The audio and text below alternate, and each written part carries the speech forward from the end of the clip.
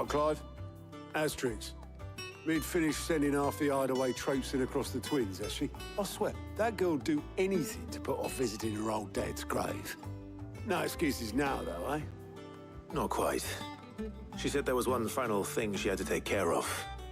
I'm sure she'll be finished soon enough. She said that? In those words? She did, yes. Clive? Were you born yesterday or something? There is no thing. She'll probably be halfway to Canva by now. Mid. I might still be able to catch her.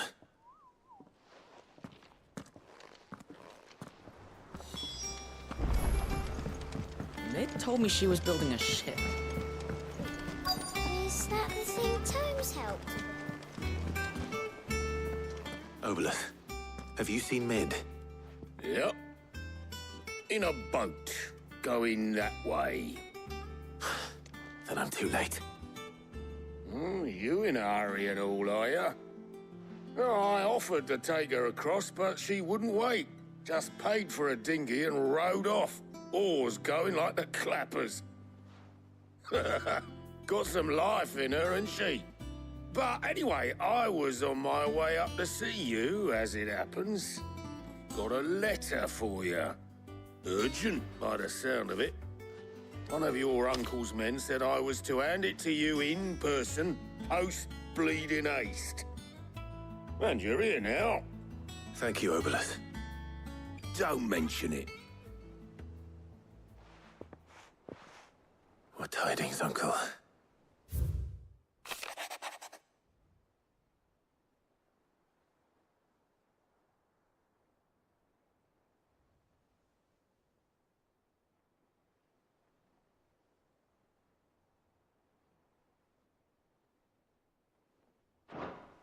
Trouble in Canva. Well, I'll need someone to keep an eye on Mid.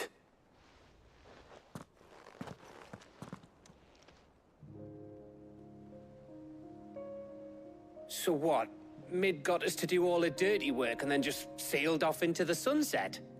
It, seems that way. Well, nothing we can do about it now. But next time you plan on visiting Sid, you might want to tie her to something before you suggest it. Ah, don't be so hard on her. Got to admit, the dirty work was kind of fun. Everyone pitching in and all that bollocks. Just like when we built this place. You're right. Anyway, we all set to head to the old hideaway. I could do with getting to Canva pretty sharpish. Wouldn't do to keep Lord Rosfield of the Seven High Houses waiting now, would it? Not after he asked for me personally. Gav will be leaving with me. Will you mind the place while we're gone? You can count on me. Just be sure to give Sid and the others my regards. All right. Oh, by the way, Jill will be joining us too. She's got some things to take care of, but she'll meet us there. I hope she's telling the truth at least.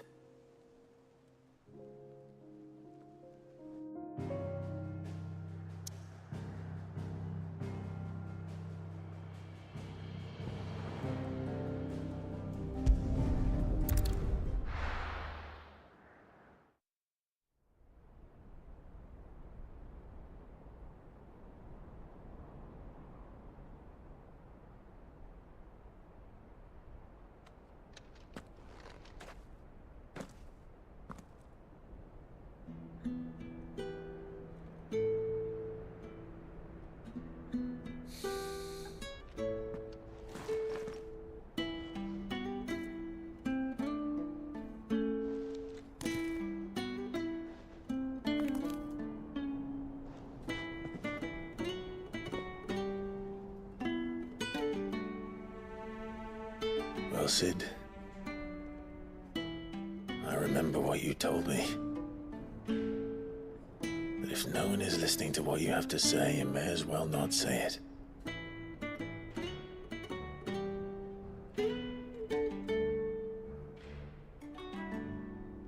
But I will say this, old friend. Hugo Cooker is gone. His shadow looms over us no longer. It's a pity the Phoenix can't be in two places at once.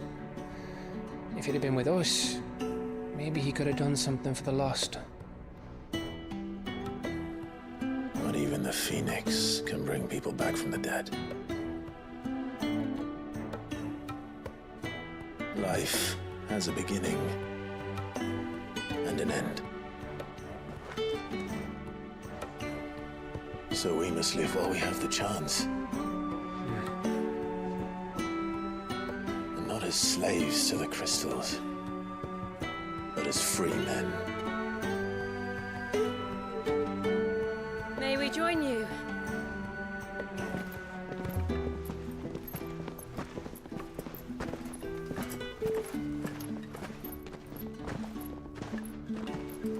Lady Karen, what a pleasant surprise. I thought I'd drop by and see how you were all doing before heading off to restock my supplies.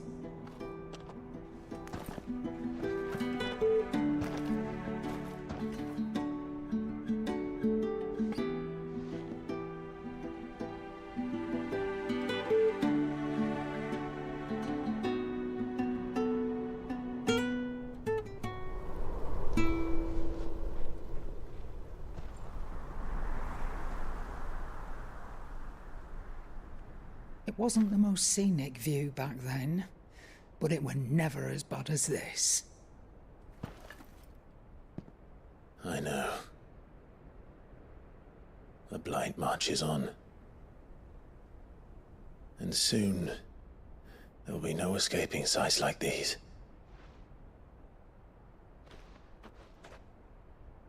So our mission remains unchanged. We cannot stop until every Mother Crystal is gone, and their thirst for ether with them. The only one that remains in Storm is Drake's tail in the Crystalline Dominion. Our next target. We're going to Twinside. It's the capital of the Empire these days. I wouldn't like to think how tightly guarded they've got the place. Not that that'll stop you, but we do well to scout it out before you go charging in. We would indeed. If you're off to the Dominion, you can take this great lump with you. Goods. Oh, I am sorry. Have you forgotten you're the most wanted man in the Twins? I thought you might like to disguise yourselves as the attendants of a travelling trader, assuming you've no better ideas. You wanted to buy yourself some tools, didn't you? Well, now's your chance. You're letting me go? With them? Oh, thanks, Nan! Stop that! You'll break me bones, you great galoot!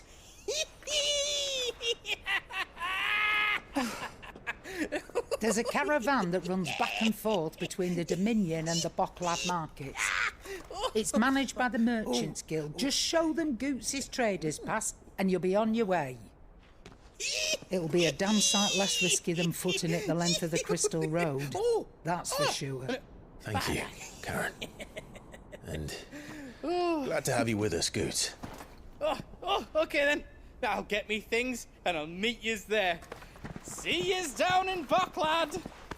Get off! Me poor fingers! Jill, you're with me. Understood. And Gav, Already on my way, Captain. be careful. Aren't I always?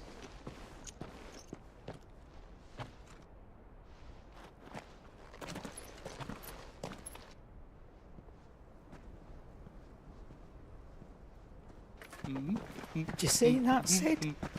Your protege's making a proper little outlaw of himself.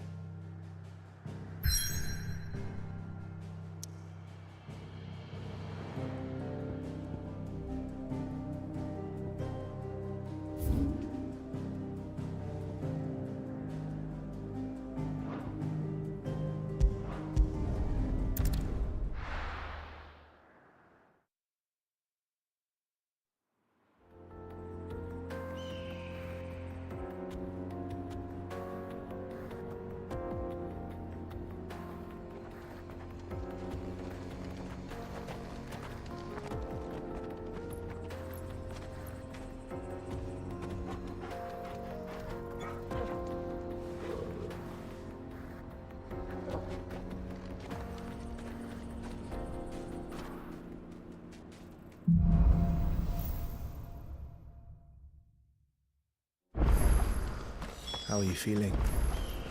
Better. Thanks to Taya. I'm glad to hear it. And Torgal helped too. Didn't you, boy?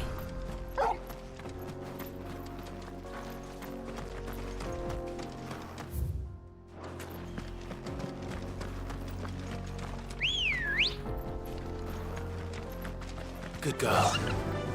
Fly, Ambrosia!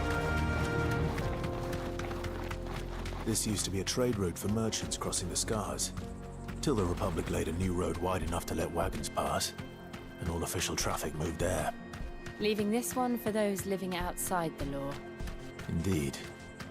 I doubt we'll be the only outlaws on the trail today.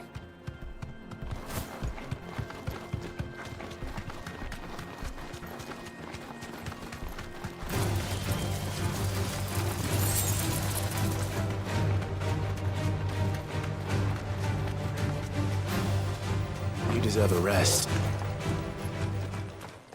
So what do you think? That we'd be lucky to make it out alive.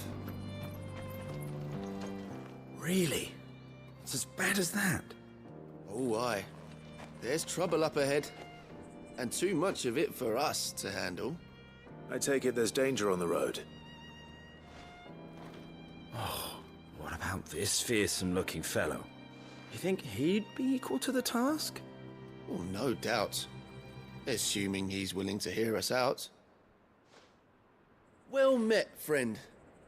My brother and I have been tasked with finding a merchant's missing cart. You seen it by any chance? How does a merchant misplace his cart? Oh, the man's a coward. When he thought goblins might come a-snarling, he ran, leaving his livelihood abandoned in the pass. He sent the two of us to fetch it, but it's gone. Now, I'm not much of a thinker, but I know the work of thieves when I see it. My brother's right on all accounts.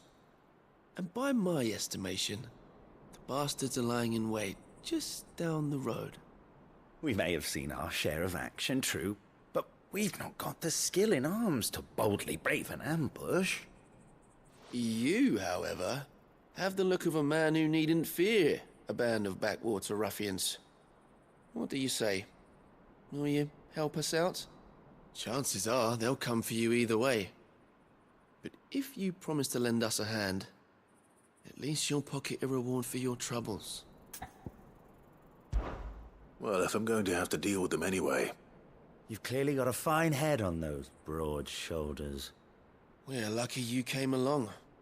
Now, hoping to make a heavy purse in Boklad, our merchant friend loaded his cart with as much as it would carry. Reckon he won't be forking over the rest of our fee if we don't find those goods. So, while you're seeing to those bandits, you keep your eyes open. All right. Just don't expect me to drag the cart out of there myself. No. You can leave the cart to us. You just put an end to those bandits and point us in the right direction. You do that, we'll take care of the rest.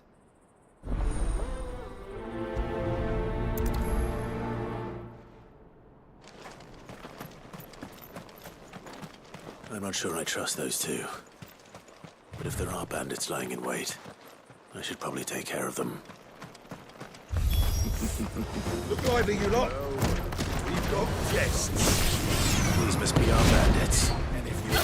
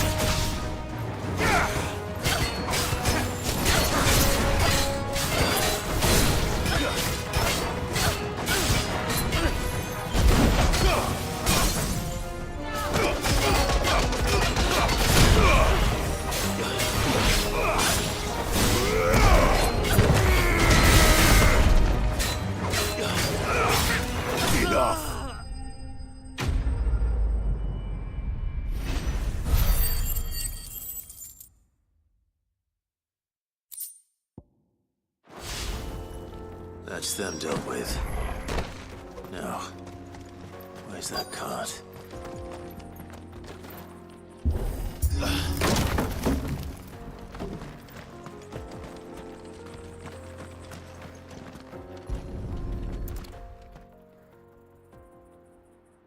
Getting all of this out of here will be a nightmare.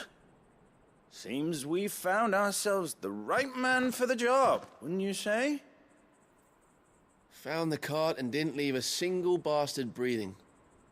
Our merchant friend will be delighted. And how exactly will he be getting his goods out of here? You leave that to us. After all, it'd be wrong to make such a fine warrior haul cabbages to market.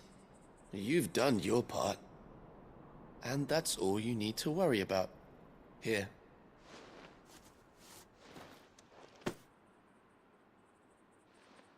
It's been a pleasure.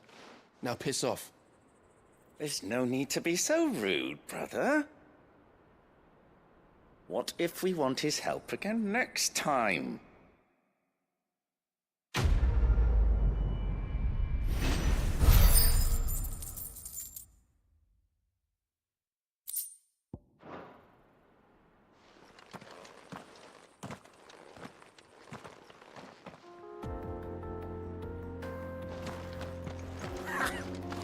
Look at them all. Thought the bastards would have eaten the lot by now. We won't be going hungry, that's for sure. You've had your reward and you're not getting any more. Now piss off.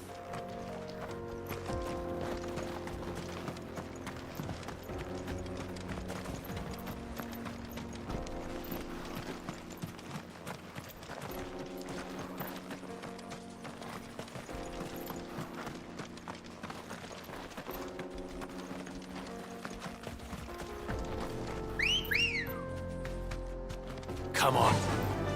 Faster!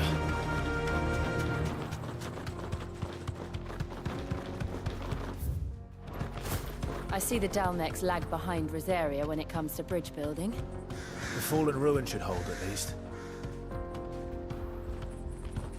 The path continues on the other side.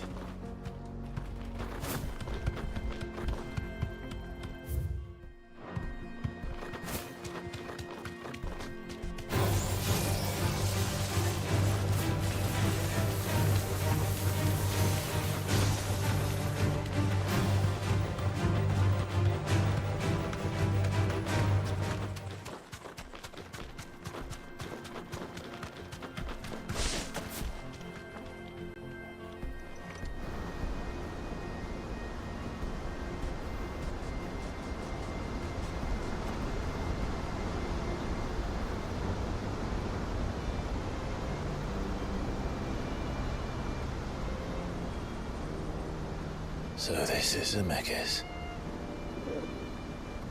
The land of the gods. It's even more impressive than I imagined. I remember being captivated by the story as a child. Long, long ago, man was overcome by avarice and challenged the gods in a bid to win their power. The final battle took place here, at these falls. Or so the legend goes. If anyone ever manages to plumb those depths, perhaps we'll learn if there's any truth to the tale. That the gods emerged victorious and punished man for his defiance by visiting upon him 2 curses. Dominants and bearers. To tell the truth, I always thought it strange that the dominant and their icons were deemed a curse. Back home, the dominant inherited the throne. They were admired and exalted, not spurned. Whenever I got to that part of the story, I always assumed there must be something I'd misunderstood. You had a lot of storybooks, didn't you? In your room, I mean. When we were young. The old legends were always my favorites. Epic battles between gods and men. Father encouraged me to read as much as I could. He thought it good for my education. You really were a boy like any other, weren't you?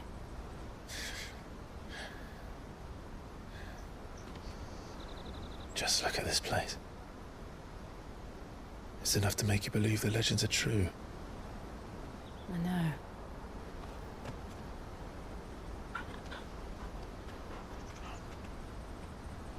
We're not far from Boklad. The road will be busier up ahead. Then we'll have to keep our wits about us.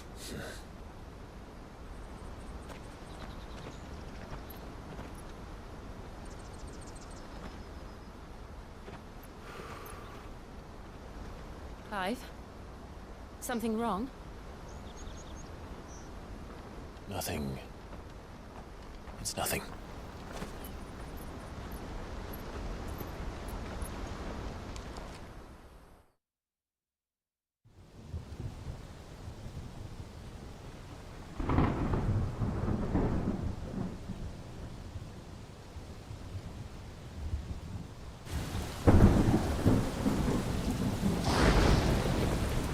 I see the reports are true, Father. You have surrendered the throne to Olivier. I have. Emperor Olivier shall rebuild the Holy Empire of Sanbreque.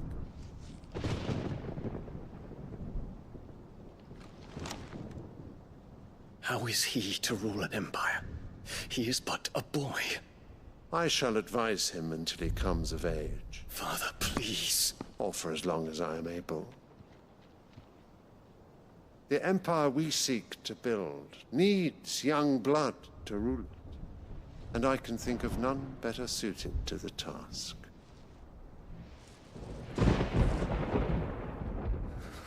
There is other news, Dion. Hugo Kupka is dead, and Drake's Fang destroyed. The pillars of the Republic have fallen. Ere long, the Imperial banner shall fly over every city in Storm. And then, Valisthea. All shall bow before their Emperor. Father, these are the words of a tyrant. They are the words of a god. The Emperor whom I gladly serve. Great Greeker, made flesh.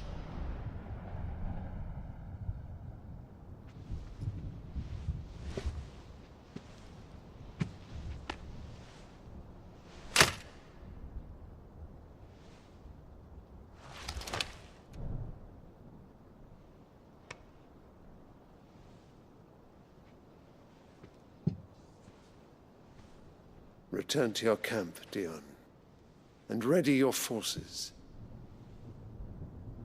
It is time to show the world the true power of Sanbreque. Father. I find you much changed. Is this truly the path you wish to tread? Or are these the ambitions of another?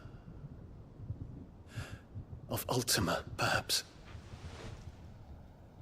What nonsense is this? I speak my mind, and my mind only. Though I do owe Annabella thanks for reminding me of certain truths regarding the nature of nations, of rulers, and of the divine.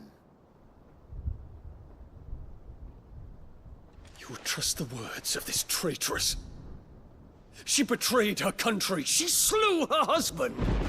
You have ever been an invaluable servant to Sanbreque, Prince Dion.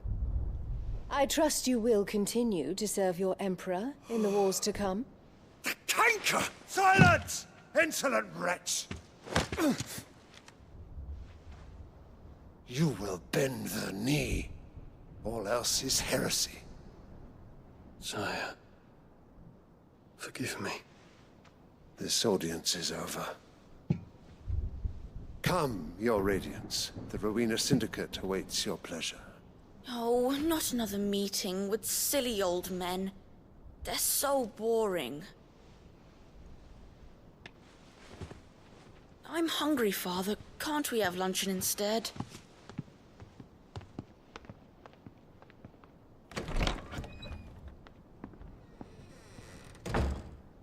Does it pain you that you will not inherit your father's throne? I have suffered worse.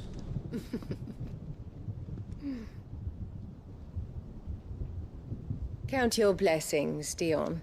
For a base-born child to be chosen by Bahamut is miracle enough.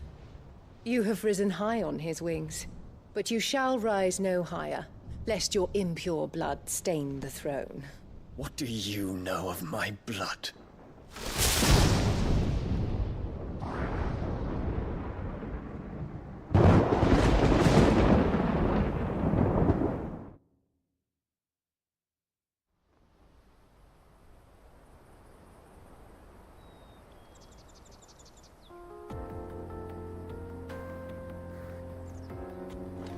The Boklab markets are to the north.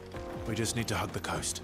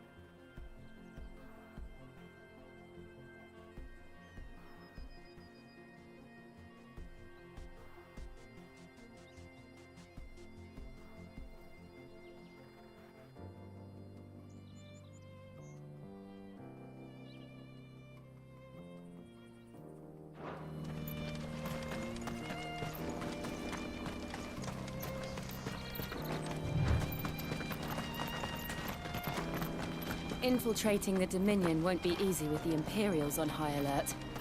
No. His Radiance has lost one capital already. We can be sure Sylvester will do everything in his power to hold on to Twinside. His troops are well-trained and increasingly battle-hardened. But it's not as if we can wait for the siege to end. Come on! Yeah!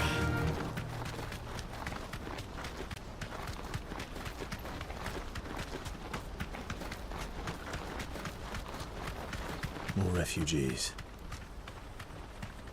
And they're all making for the Crystalline Dominion. Because they don't know how to live without the Crystal's blessing.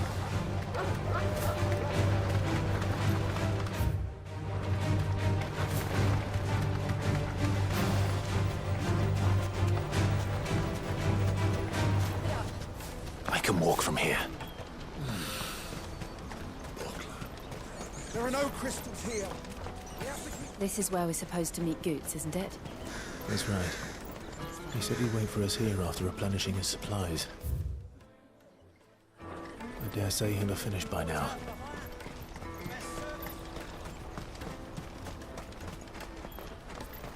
Let me carry your goods. I'm cheap. Out of my sight, wretch. What are you looking for?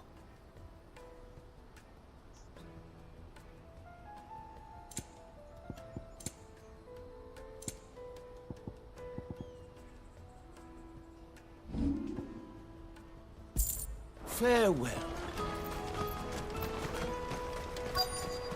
peaches and pears.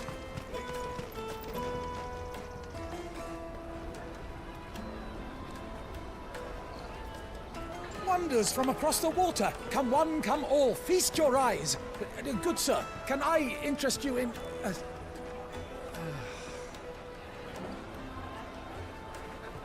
How much? For a measly crust of bread? You won't find any cheaper. Not nowadays. But you're more than welcome to look.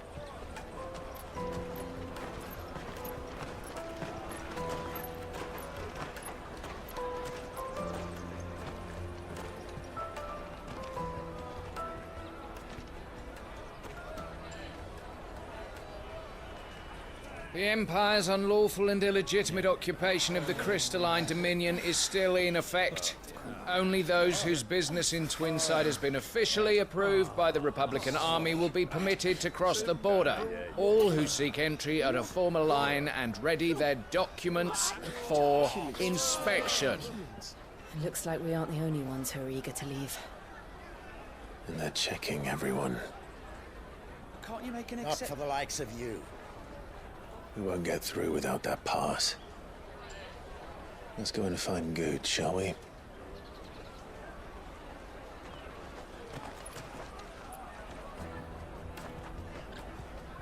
He must be around here somewhere. Come, taste my peaches. They're sweet as nectar. I'll take the large one.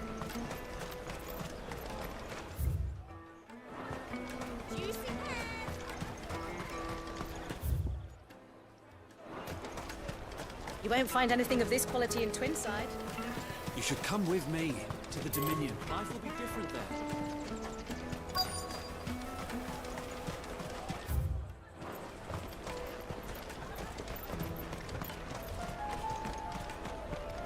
Finest underwear from the Three Cities. Ah, Good. There you are. Clive, I'm so sorry. Don't tell Nan, will you? Slow down, Good. Just tell us what happened. It's me trader's pass. It's gone. We cannot ride the caravan without it. We won't even be able to get through the flipping checkpoint. Do you remember when you last saw it? It was in my pocket a minute ago. Then a bairn bumped into me and... Yeah. You don't think that they might have nicked it, do you? It wouldn't surprise me. A busy market like this is prime territory for pickpockets. So, to get the pass back, we need to find this child. Where would we even start? I know where! I've got a pal in Bock lad who might be able to help us. No one knows more about what goes on round here than she does. Where do we find her? She's the owner of the Crimson Caravans, up that way. Sign's got a red chocobo on it. No time like the present. You two go on ahead. I'm gonna check the rest of my stuff, make sure no one else is missing. All right. We'll meet you there.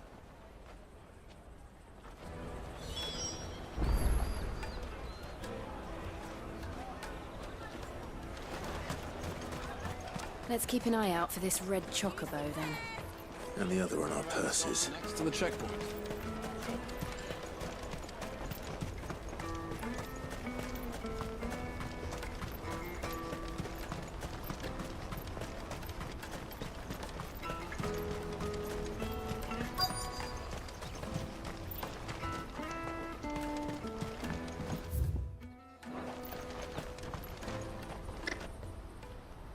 Looking to hire a coach? It's 10 million for a two-birder to the Crystalline Dominion. Take it or leave it. Oh, we're not here for that. Then I bid you good day. Oh, wait! Don't go, El! He's me mate. As I live and breathe. Goots, what are you doing back in Bocklad?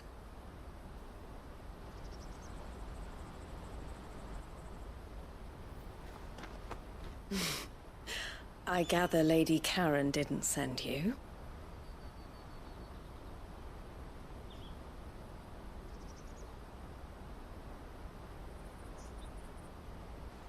So what trouble have you got yourself into this time? It's me trader's pass. It got stolen. Bye, little Ben. Of all the... You're the size of a marble. Honestly. Ugh. Goots told us that you know the markets well. Might you have an idea which little bairn could have done this? We don't intend to punish them. We just need our pass back. Then, we can be on our way. I see. So neither of you has a trader's pass either. Not that anyone would take you for traders, but I suppose that's why you came to me, correct? Now, I can't say for sure who took your pass, but I suspect I know why they did it. Let me explain.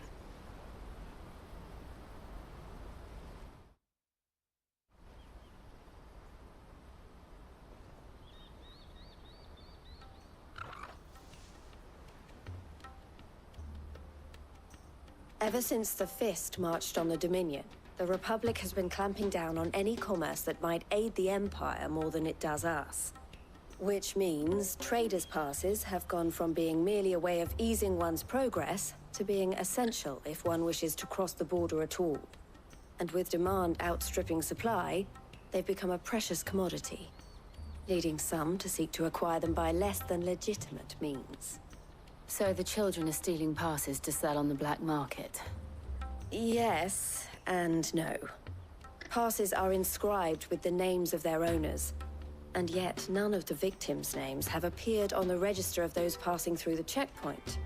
Which means? That someone is doctoring the stolen passes. The same someone who is encouraging the children to steal them. And the same someone who has Goots' pass, no doubt. Whoever they are, they're ruining the livelihoods of honest merchants, which is why we've decided to take a stand. Will you stand with us? You want to get your pass back, and we want to ensure that no more are stolen. Catch whoever's behind it all, and two birds shall be slain with a single stone.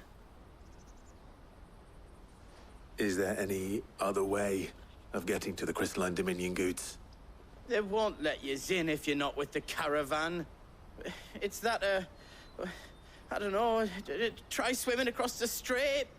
But the guards will definitely spot you if you try and do that. Like, we don't want to get spotted, right? So either we find the people who took the pass, or give up all hope of entering the Dominion. All right. We'll help. Thank you kindly. But I don't know your name. Eloise at your service. Clive.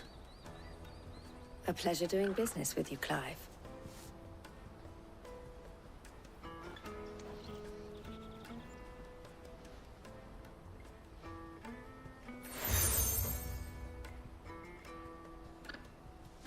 The proprietor of the furniture makers by the coach stop is spearheading the search. Wear that, and he will know you for a friend. I suggest that you speak with him first. The furniture makers. Understood.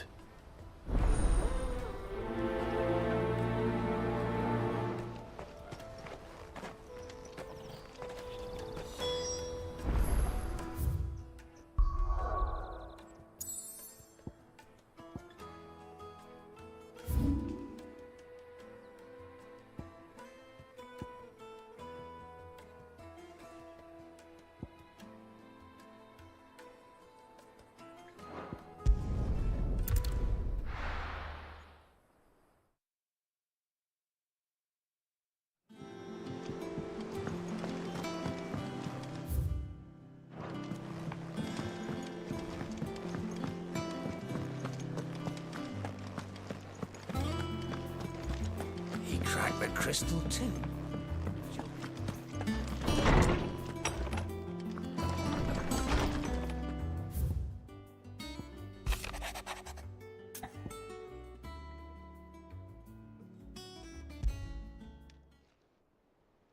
Hopefully it's nothing. But I should speak to Blackthorn just in case.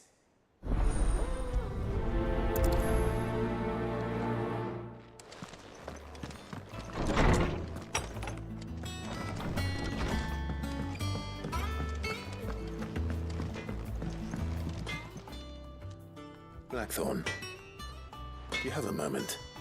Not really, no. This won't take long. I just wanted to ask how you're getting on. August was worried about you, and you might still be doubting your craft, even after learning the trick of that cuirass. Is there something else weighing on your mind? Perhaps sharing your thoughts might help. That bastard's like a dog with a bone. Still, you've got a keen eye, I'll give him that.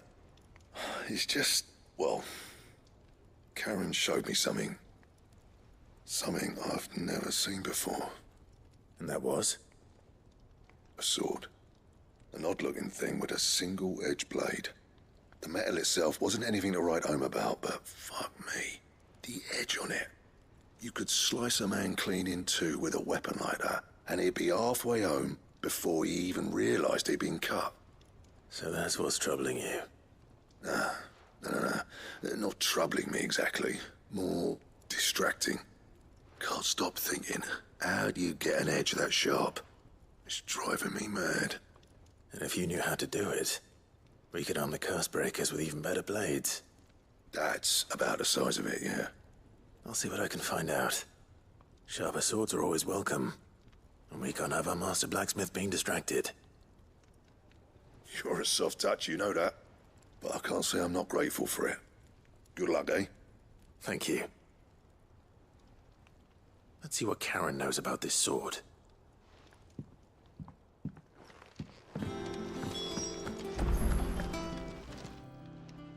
You're looking well, Karen. What do you want? Out with it. I want to know about the sword you showed Blackthorn. Single-edged and extremely sharp. Running around after him again, are you? I suppose I am, yes. But I need to help him find out how to work an edge like that. It's driving him to distraction. Little wonder, I suppose. There's not many like that make it as far as the twins, and those that do go straight into private collections. Which made it nice and easy finding a buyer. Can you tell me who bought it? Where is it now? You think I tell people who my clients are? Suppose you're not likely to go nicking him off me, are you now? Fine. If you stop mooning at me like that. Lord Ignac's the man you want. Dalmekian bloke. Collects weapons and the like. And he's got more money than sense, which is why he's one of my favourite clients. Reckon he'll still be at the inn in Dalamil, where I left him. Thank you, Karen.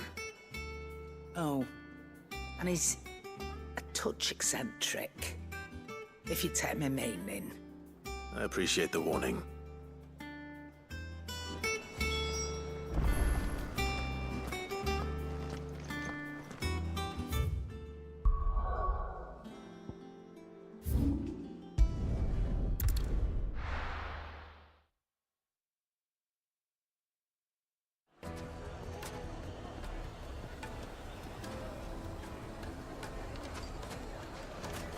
People take notice of wealthy men. Shouldn't be too hard to track down Karen's collector. Back again, are you? Any more trouble and you'll be barred for life, however deep your friends' pockets might be. What are we going to do? Calm yourself. Yeah. We don't know for sure. It could have just been a tremor. I've got this theory. The fallen, I don't think they all fell. Some of them are still living among us. You could be one of them. I could be one of them. Back again, are you? Any more trouble and you'll be barred for life. Welcome. If you're hoping for a bed, I'm afraid you'll have to look elsewhere. One of our wealthy patrons has purchased the use of every room, hoping to keep out the riffraff.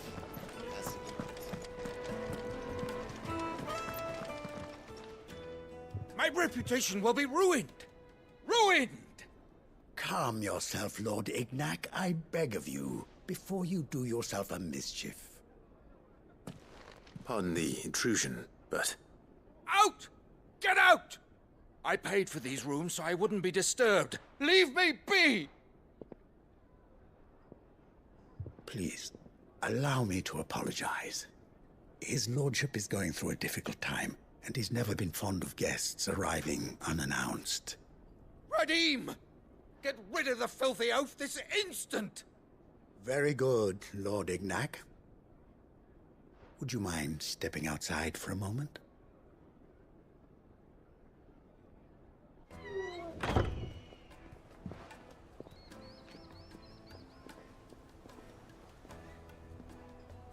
I'm sorry if I've caused you any trouble. That? Oh, no. That's just how his lordship is. Though the morning's events have left him somewhat fractious. He has been dispossessed of his luggage, you see. The thieves also made away with a considerable amount of coin. Coin the innkeeper will soon be keen to collect. I don't suppose a certain blade was among the stolen items. A single-edged sword. It was purchased from a merchant friend of mine. Ah, you know Lady Karen? Yes, I'm afraid it was. Then I'll retrieve Lord Ignac's luggage. But I have one condition. You have but to state it. You are welcome to anything that is within my power to grant. I want an audience with Lord Ignac. A few minutes should be enough. Then I'll be on my way. A condition I would be a fool to refuse. Of course, you shall have your audience. I don't suppose you saw where the thieves went? I did not, no. Though some discreet inquiries made on his lordship's behalf mean that I know where you might find them. The bandit's bed. Every ill-gotten coin in Dalamal is said to pass through that disreputable corner of the Valcroy. And that's where I'm heading. I shall speak to Lord Ignac in your absence, and arrange for an audience upon your triumphant return. That will be very kind of you. Farewell, and best of luck.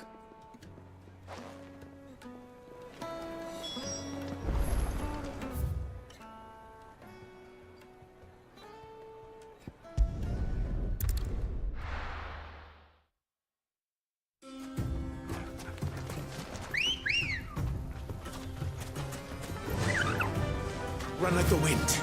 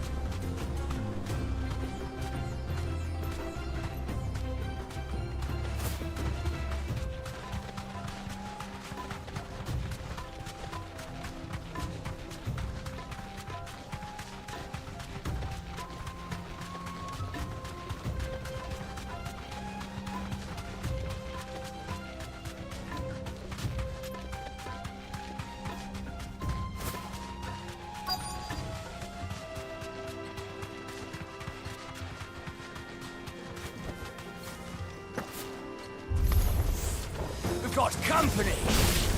Come on, lads, let's tear the bastard's head off!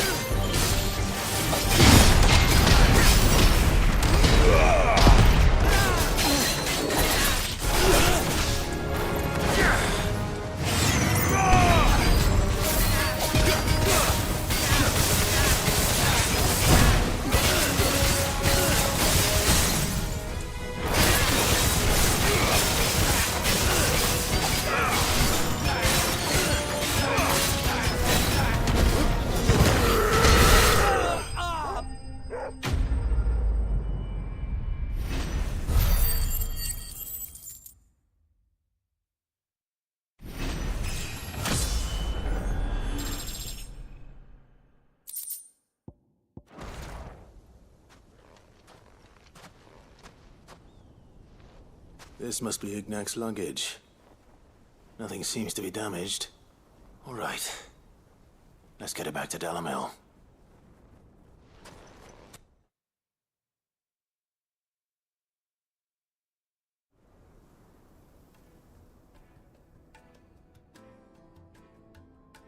I hear I have you to thank for the return of my effects.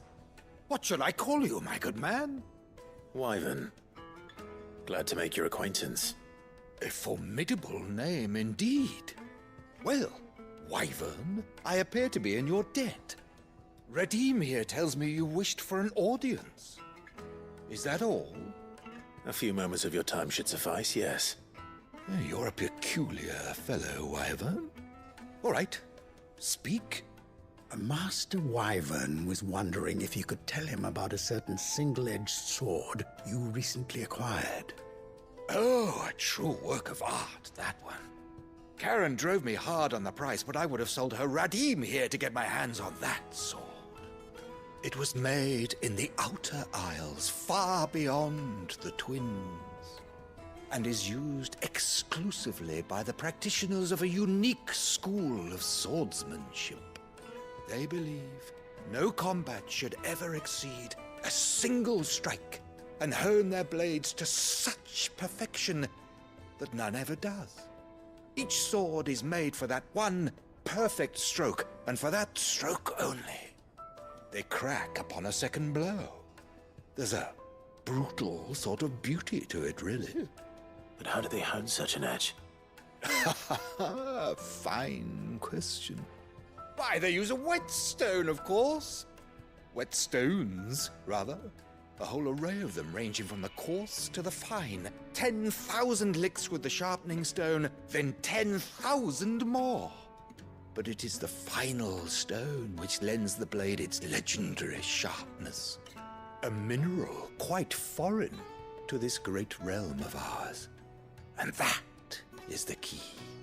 The secret ingredient. Wyvern, it occurs to me that my little lecture is hardly equal to services rendered. Take this, together with my regards. The very stone of which I spoke, far rarer among collectors than even the blade itself, and a far more fitting payment. Thank you.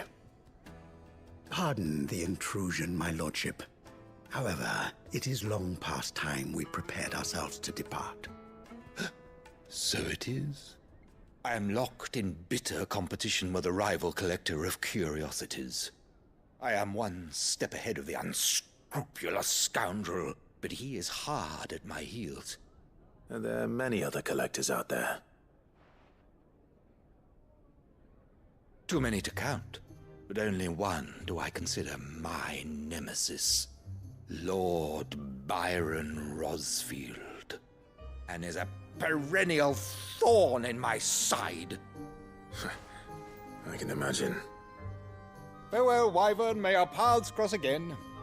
Radim, we mustn't dawdle.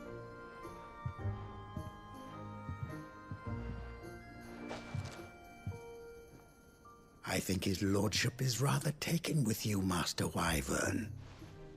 Thank you again for your assistance. Coming, my lordship. I'll be right there.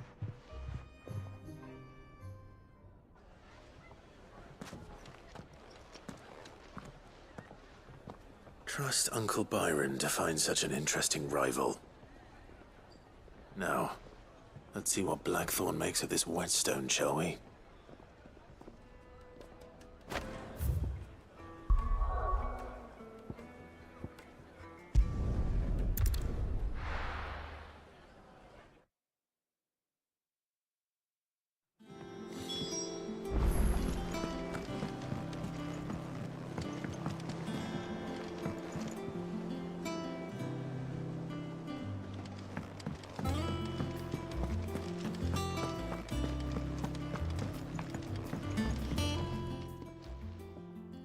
Sorry for the wait, but hopefully you'll agree it was worth it.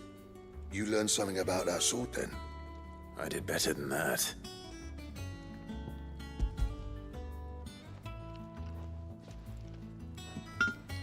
A whetstone.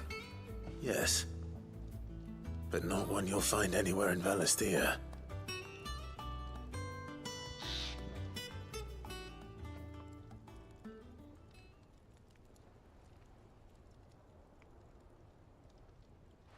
No wonder I couldn't get the same finish on the grinding wheel. One hit and all done, eh? Might not be so bad if all you ever fought were duels. Good luck on the battlefield. Your second opponent would be your last, no matter how good you were. Even so, is there some way it could be used to give the Cursebreakers an edge? I think so, yeah. With this whetstone and the right kind of steel, I could probably even make a twin of the blade that rattled me. But there'd be no replacing this little rock once I worn it down to a sliver. I reckon we get a dozen swords from it, if that. Swords that the Cursebreakers wouldn't know how to wield properly, and that would see them through a single fire piece. Nah, no point trying to copy that thing. Be about as much use as a wax anvil. But finishing our blades with a whetstone this fine, now that's something to consider. And what's finer than fallen masonry, eh? Or more hard-wearing, for that matter. Just imagine it. Good Valisthean steel with an edge as sharp as any found in the Outer Isles. I won't make a copy, nah. I'll make something much better. I'm sure the Cursebreakers will be delighted. Just don't push yourself too hard. Don't you worry about me, sunshine. I've been working day and night since I was half your age, and I'll still be here when you're long gone. Hey, thanks, Clive. I mean it. I owe you one, August too. It's good to know someone's looking out for me. You'll be happy to hear you said that. And I'll see that my debt to you's paid. First new blade I make's got your name on it. You come and find me when you've got the materials. All right. I will.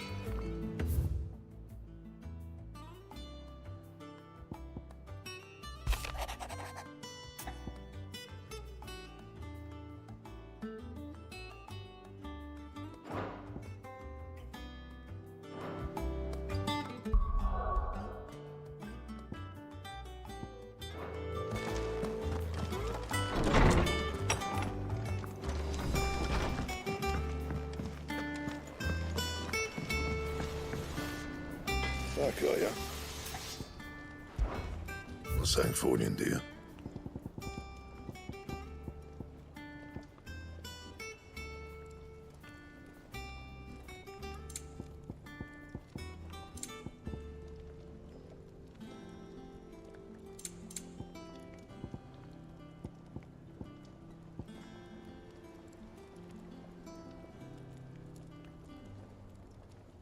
And?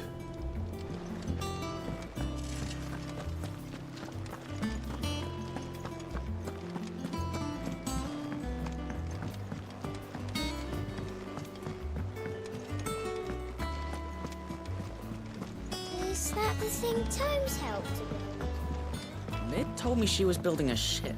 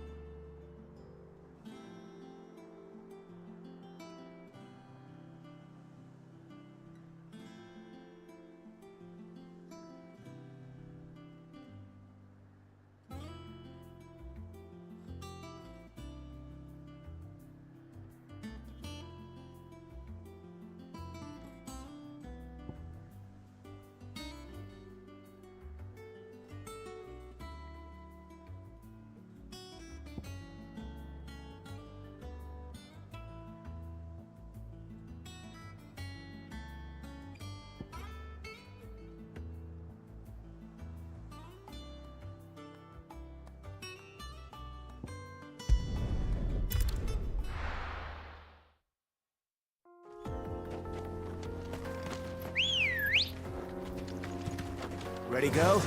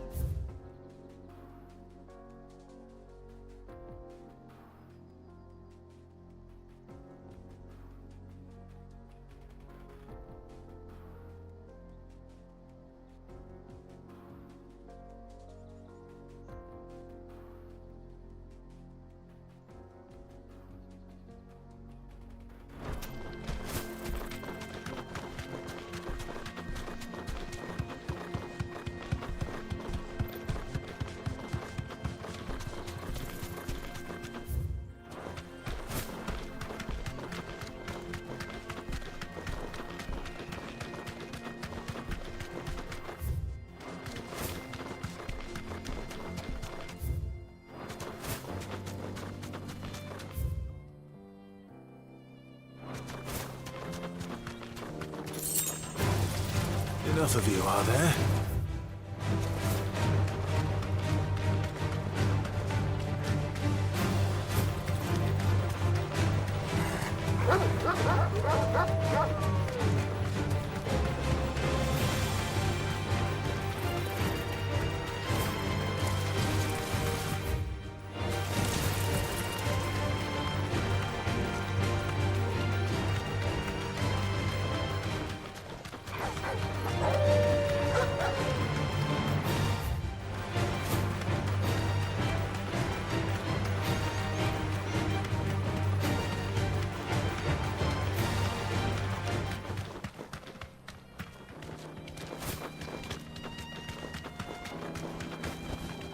You deserve a rest.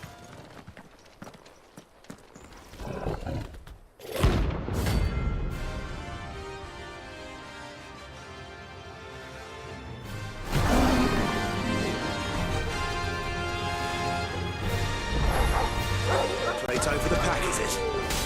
Let me introduce you to mine.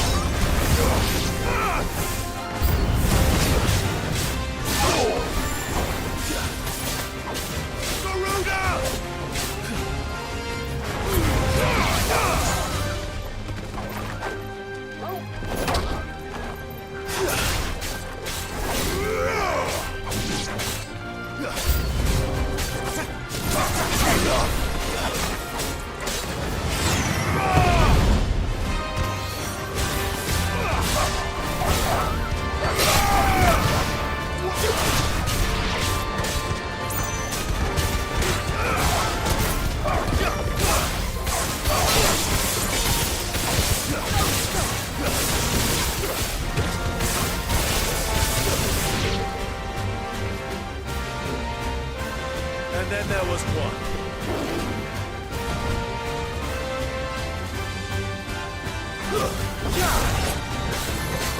Nice try.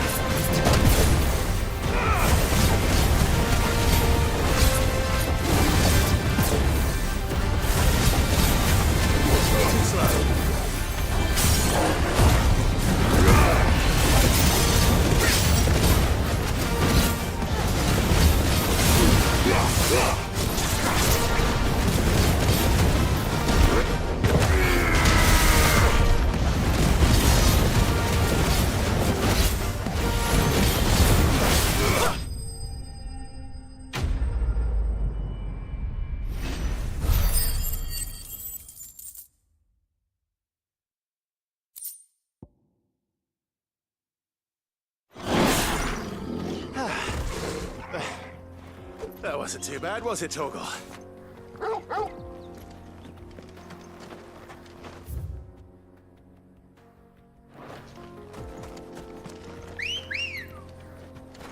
Come on. Run like the wind.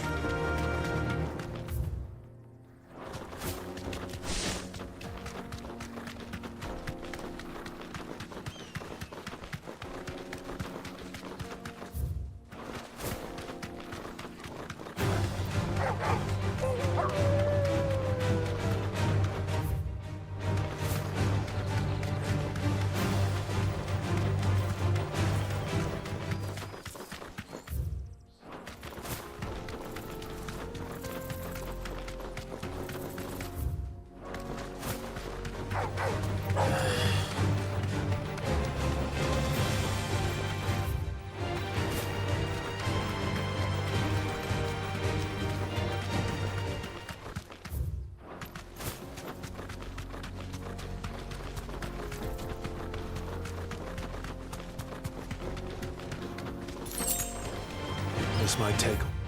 well...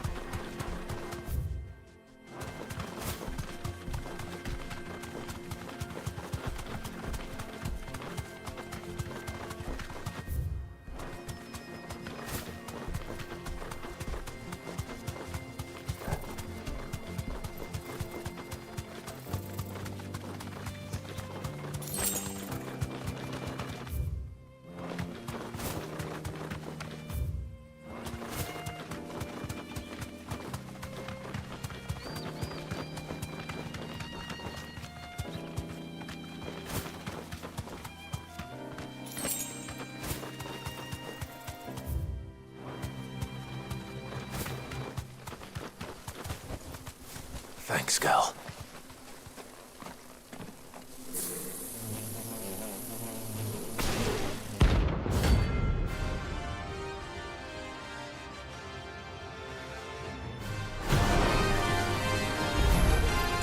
They don't look happy.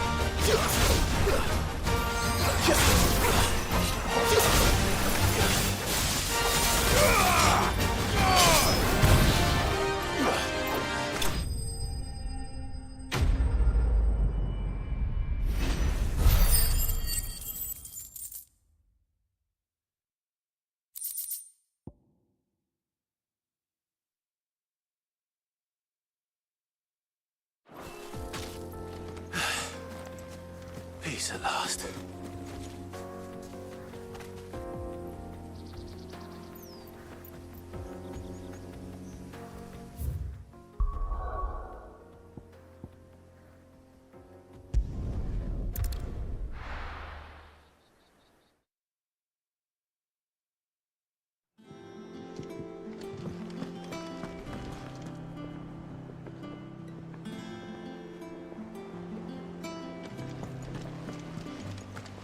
Is that the thing Tomes helped to build? Mid told me she was building a ship.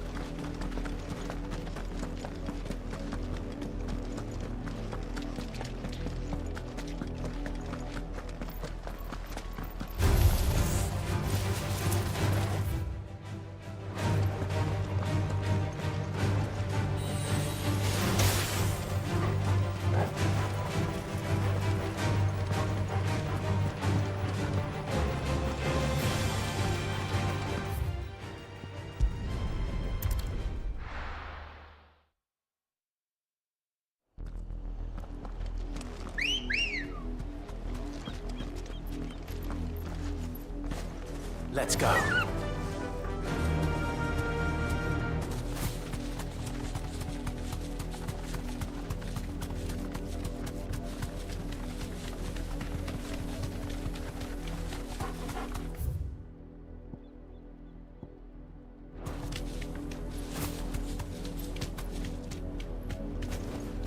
You deserve a rest.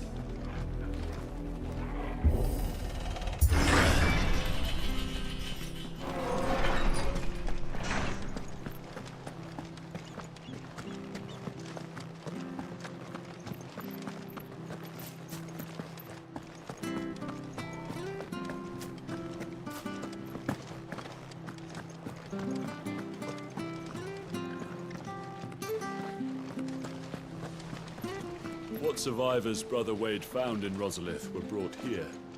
Their numbers were far.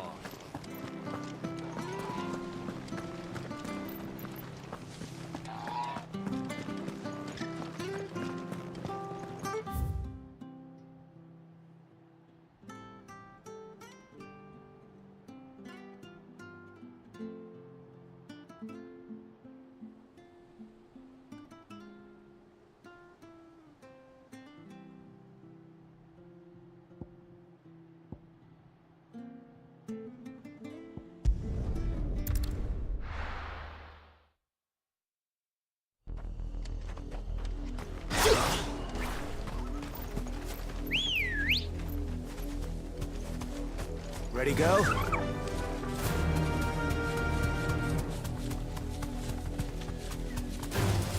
All right.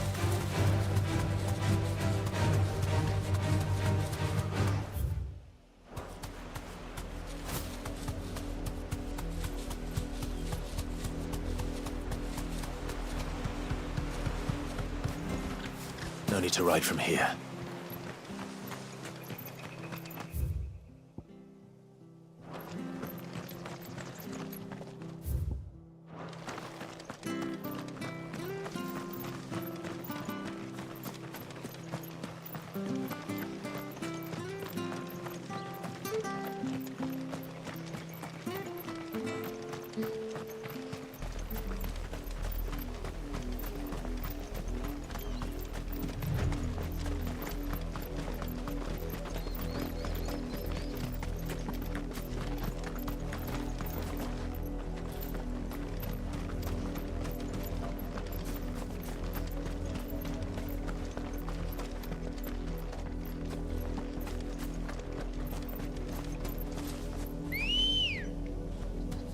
Come on. Run like the wind.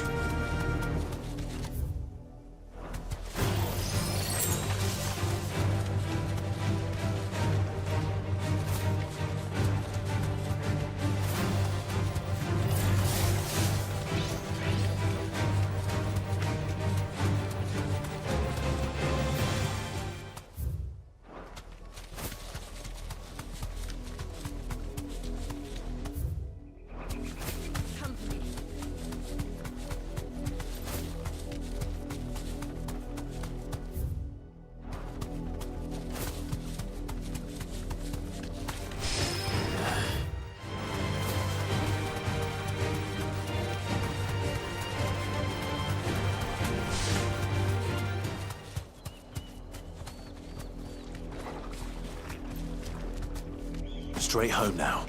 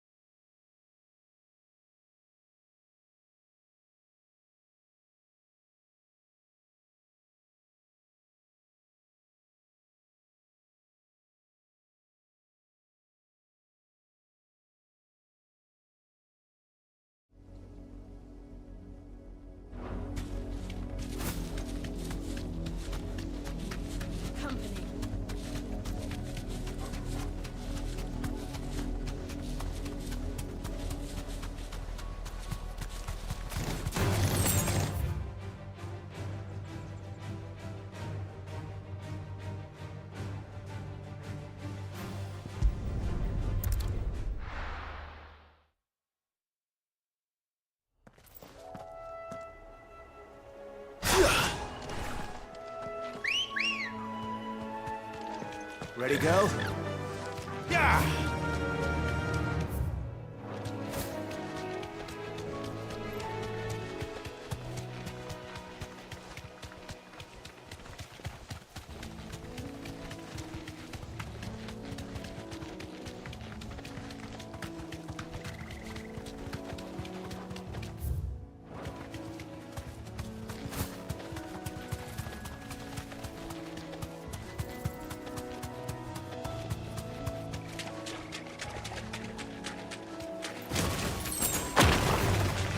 This might take a while.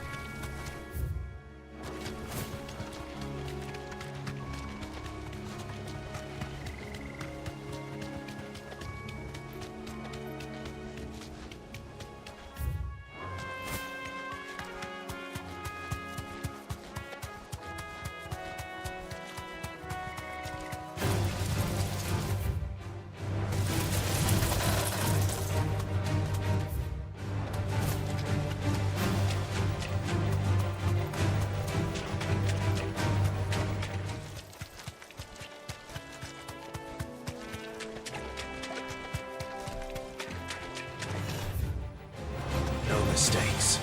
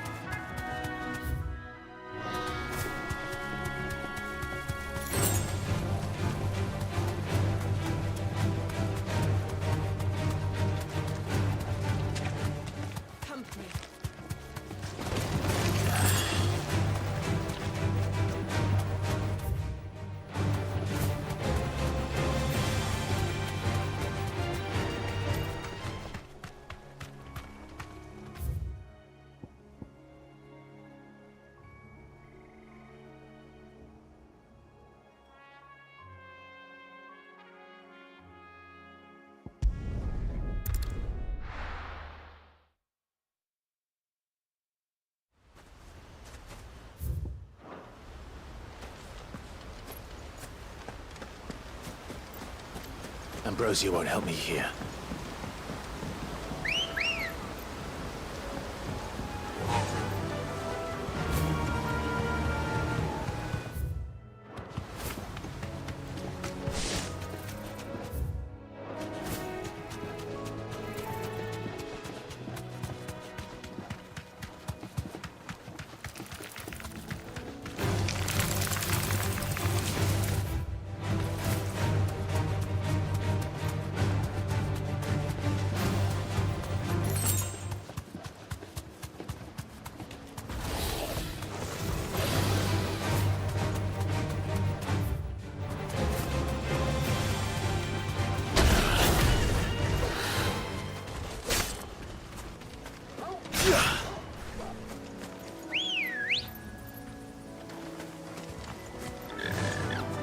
Fly, Ambrosia.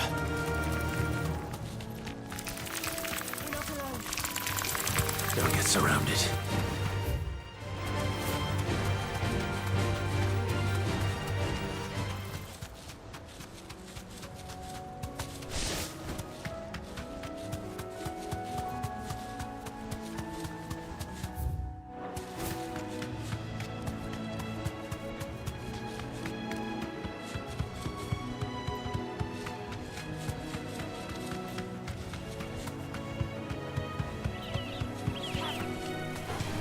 All right.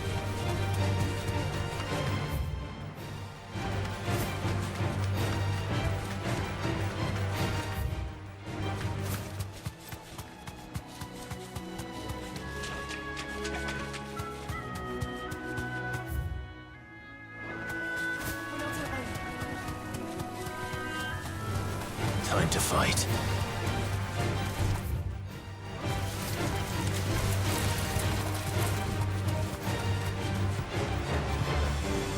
No need to ride from here.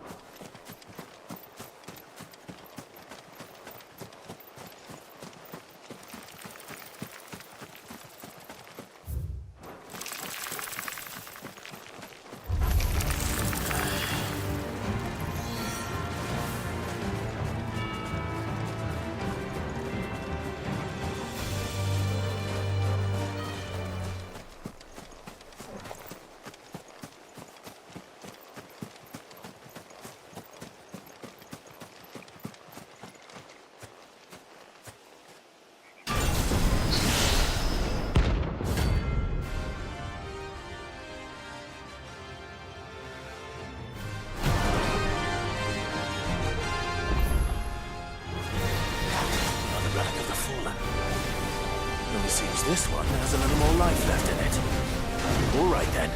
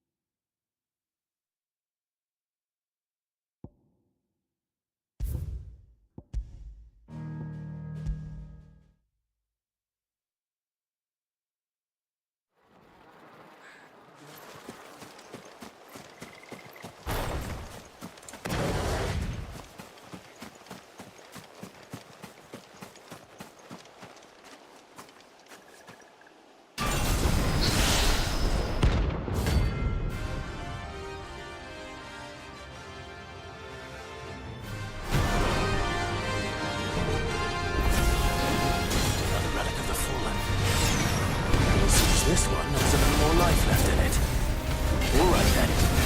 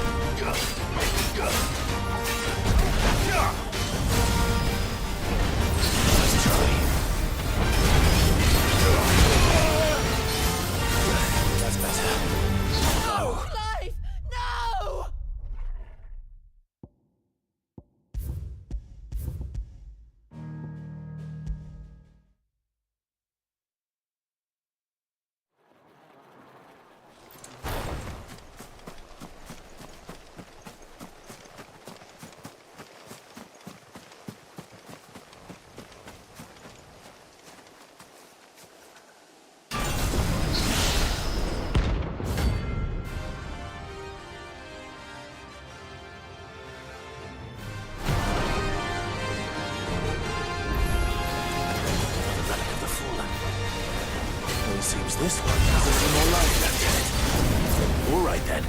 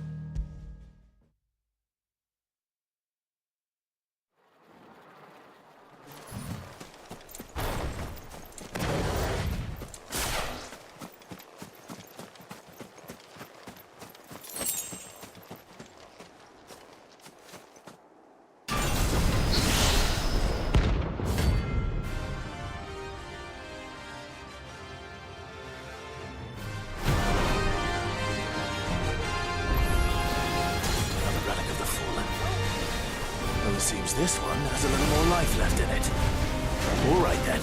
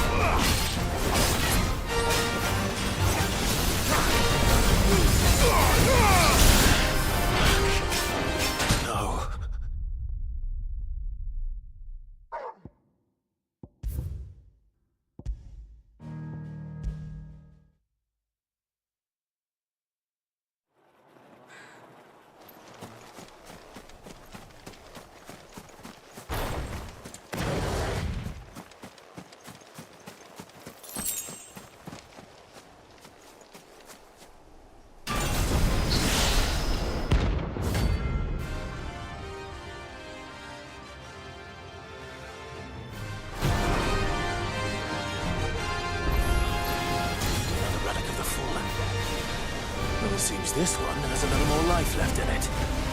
All right, then.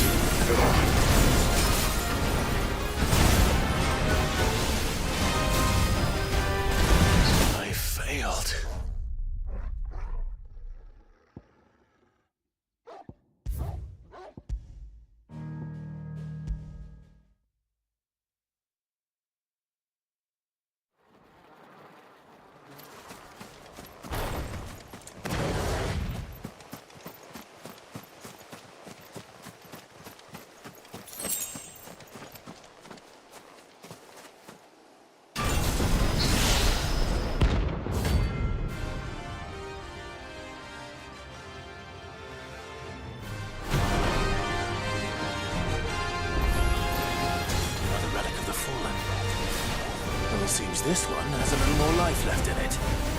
All right then.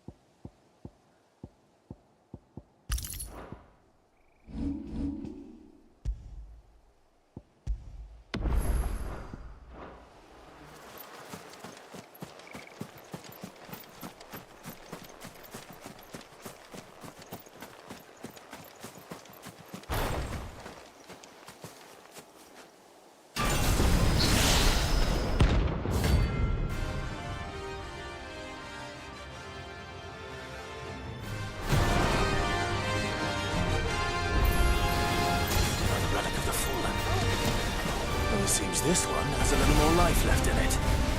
All right then.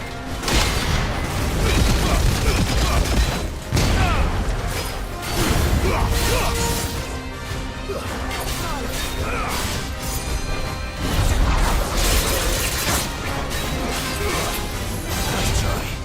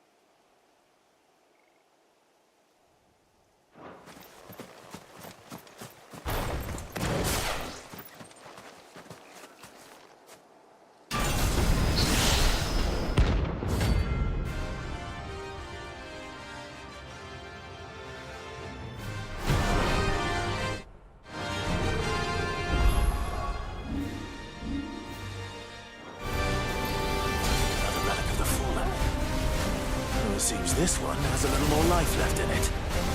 All right then.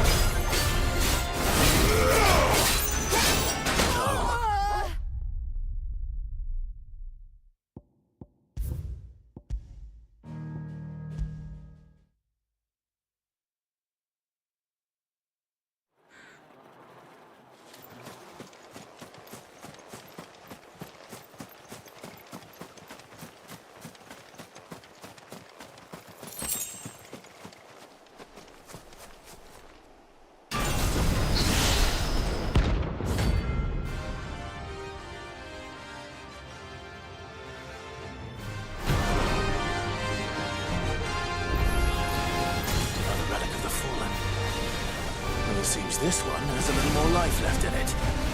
All right then.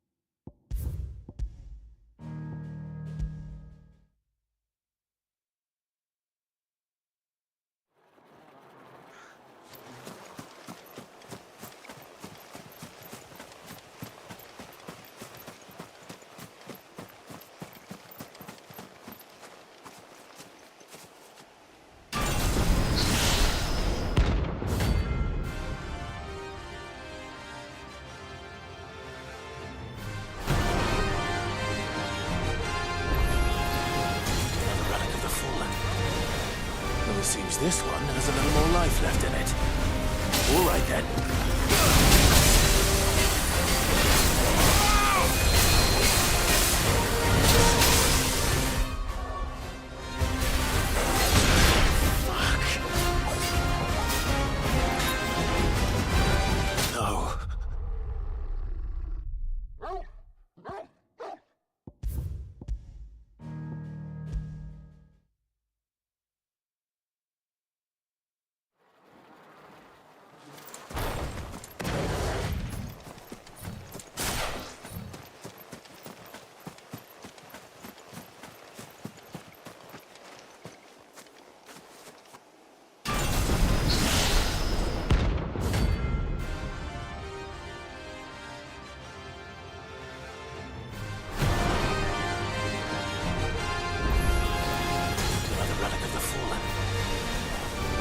this one has a little more life left in it.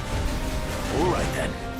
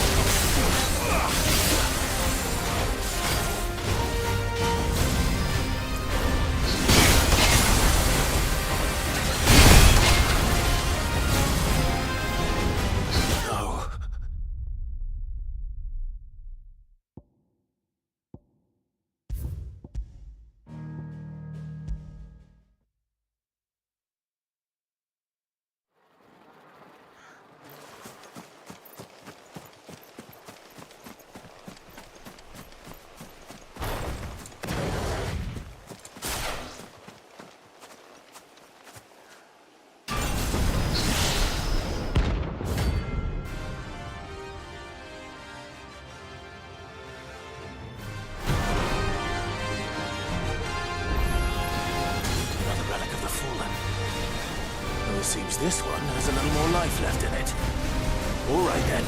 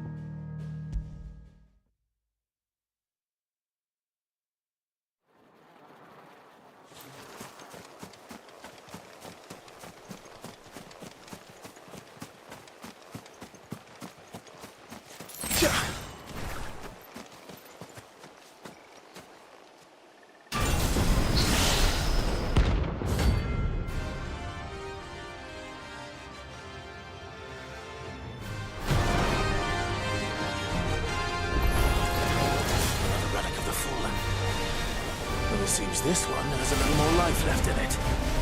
All right, then. Slow.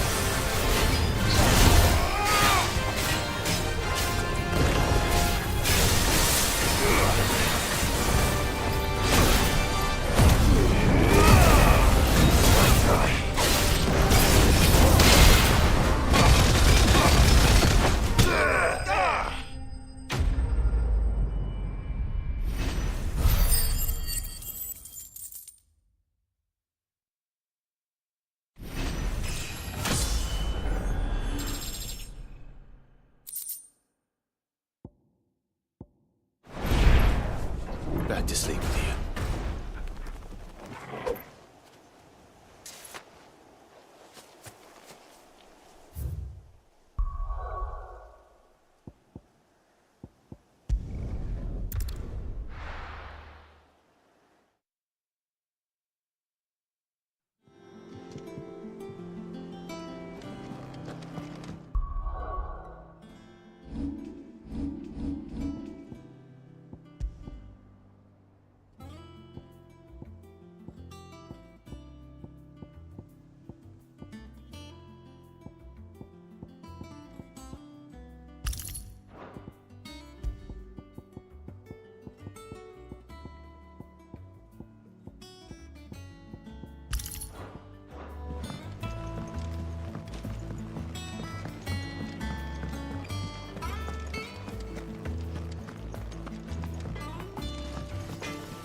Clive? What's that for you, dear? Not bad, if I do say so myself. And?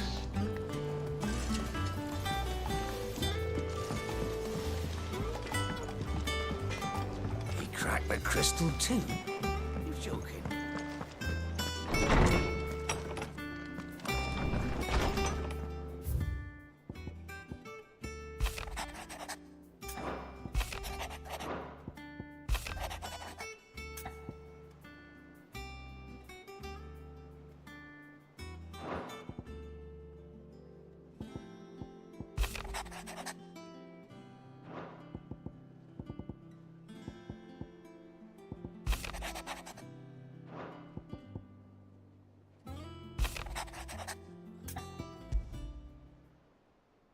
What could be wrong with Torgor?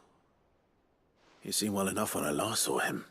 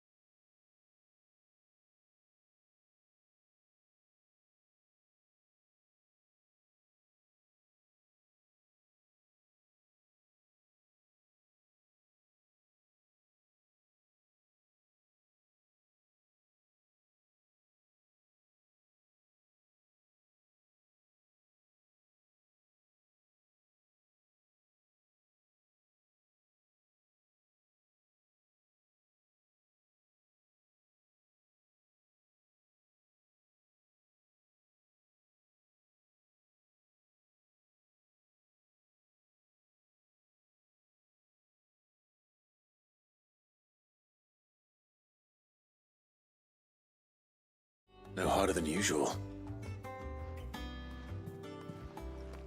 Is that it, boy? Do you need a rest? What was it you said he was?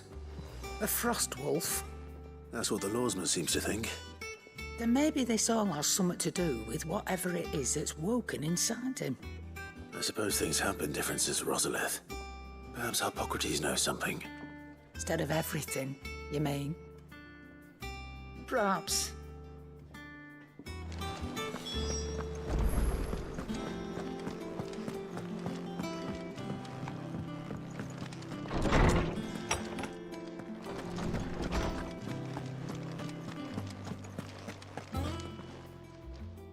Lawsman, I need to ask you about Torgal.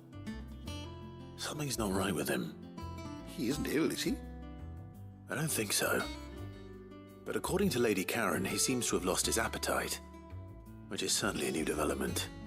She says he's hardly been touching his bones of late, and she believes it may have something to do with what happened at Rosalith Castle. I rather think she might be right, though not about his appetite. All canids are instinctively inclined to crack open bones for the rich marrow that resides within, and I see no reason why a frost wolf should be any different. Accordingly, I suspect it is not a lack of appetite that afflicts Torgal, but a surfeit of it. If we assume that his newfound magics require additional nourishment to sustain, it may well be that the bones Lady Karen is accustomed to providing are no longer sufficient. Frostwolves, after all, habitually prey upon far larger animals, whose bones may yield altogether different nutrients.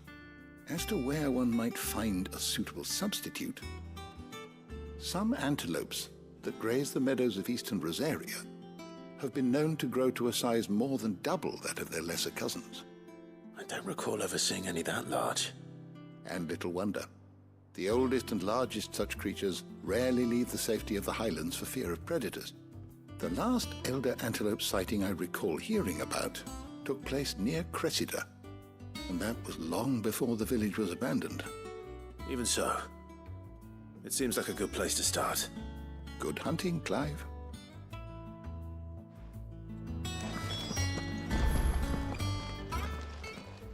How good it is to see you, Clive. I only hope the bone, if not. I don't believe you've read this particular chapter before.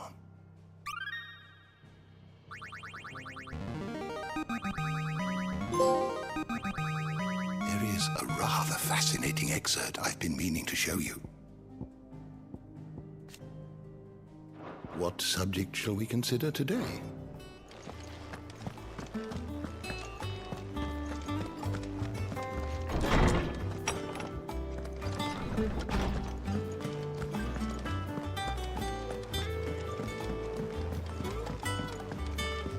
I don't know where Sid gets the energy.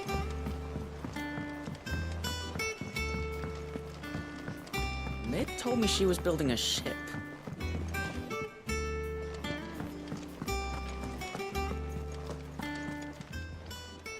How may I help you today, Clive? Your benefactors are a generous lot. All yours. All done?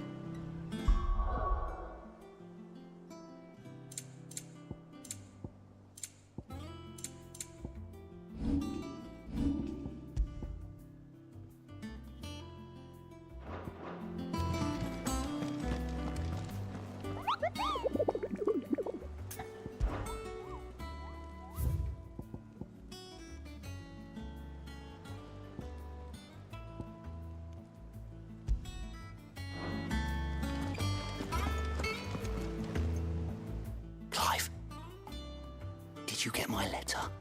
That's why I'm here. Shh. Oh, don't make me listening. Is this better? A little. Listen, I've some bad news. It turns out the hideaway may be slightly behind in its payment to certain lenders, and it may be my fault, but I swear to the goddess, I thought I had the numbers square. Sadly, that square turned out to be more of a circle. 0, you might say. I can straighten it out, I swear, but it's gonna take some time, and I'm gonna need help keeping it from Otto. Bit late for that, I'd say. There you are! What a surprise! So let me get this straight. You forget to pay our lenders what they're due, and instead of coming straight to me, you get Clive to come to you. And I hope he'll dig you out of the hole you've dug for yourself. Clive, the man in charge of the place you've been cheerfully trying to bankrupt. And you thought this was a cunning plan. Why? Well, who needs paying? Oh, just Martha. And the dame. And, well, Lady Karen. But only 500 talents. We owe 3 of our most trusted friends 5 million gil. Each. 5 million each. They lent us the bulk of the money we used to rebuild the hideaway, you see, and, well, I must have made some sort of oversight. Those ledgers were my responsibility, and it was my decision to entrust them to you. This is my fault. Do we have that much to hand? I can always ask my uncle. No, we don't. And no, you won't. We've lightened Lord Rosfield's purse enough. After the king's ransom we had off him, he deserves better than to see our begging bowl. Besides, we'll need to learn to stand on our own if we're gonna make this work. All right. But that doesn't mean you have to shoulder the burden yourself. Is there anything I can do to help? There might be. How'd you fancy taking these to Martha and the dame? Rocks. Rocks, he says. Worth 1,000 talents apiece, these are. A little something Sid and I set aside for when times got lean. And I reckon 15 million in overdue debt probably qualifies. I just hope our associates' eyes are a bit more discerning than yours. I'm sure there will be. Should be me making the rounds, really. But you know how it is with this place. Orders to bark, arses to wipe, and all that. I know. Which is why I don't mind going in your place. Go. Do you know why I only gave Master Clive here 2 star rubies?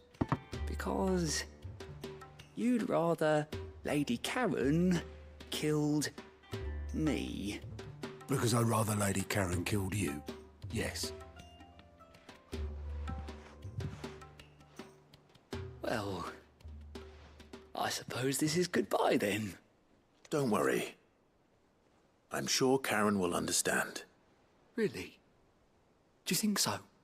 No, I don't.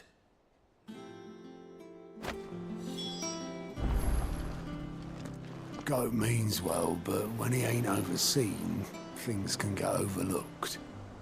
15 million of them in this case. Sorry, Clive.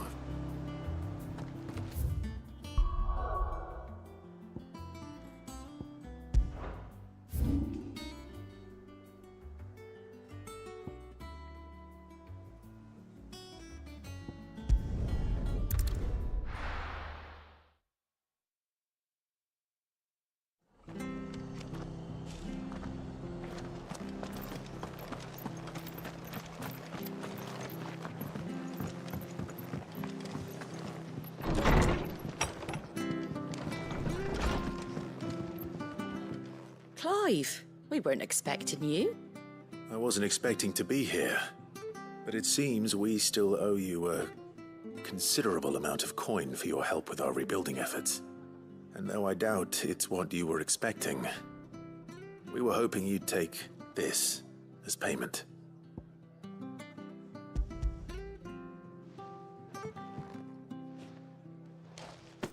A star ruby? I can't accept this. It's worth at least twice what you owe me. More if you can find yourself the right buyer. Think of the difference as interest. Interest? If word got out I charged that much, no one would ever borrow from me again. Anyway, why are you the one here asking me about this? I'd have expected Otto. Bit much sending the Lord Marquis out to settle your debts, isn't it? The old goat working himself to death again? Something like that. Most days I think he's the only reason the hideaway's still standing. Same as always, eh? Back when the place was nothing but a twinkle in the eye of a recently retired Lord Commander, word is he was the first one Sid reached out to. Probably knew that without his strong arm and level head, the idea would never get off the ground. Sid may have been the face of the hideaway, but Otto's always been the backbone. And when Sid passed away, we were all worried that would be the end of it. That Otto would just give up. His death was hard on everyone. But it must have hit Otto hardest of all. But he didn't give up, did he? Quite the opposite, in fact. If I recall, he was the one who nominated you as Sid's replacement, and rallied the rest around you. I reckon what he saw in Sid, he saw in you too. And don't we all?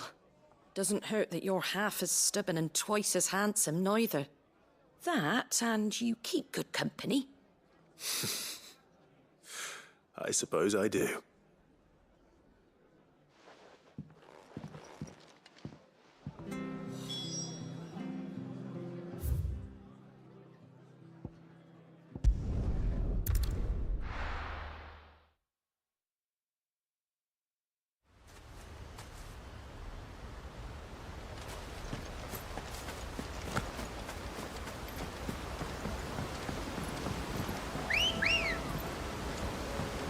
Come on.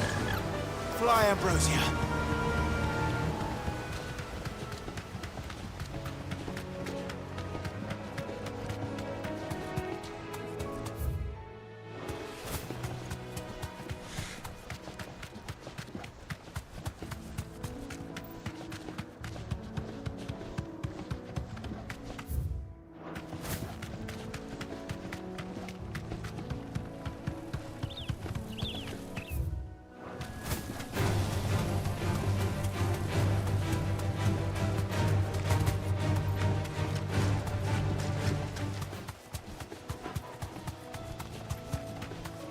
Well, it's certainly quiet. If I were a giant antelope, it would seem like just the place.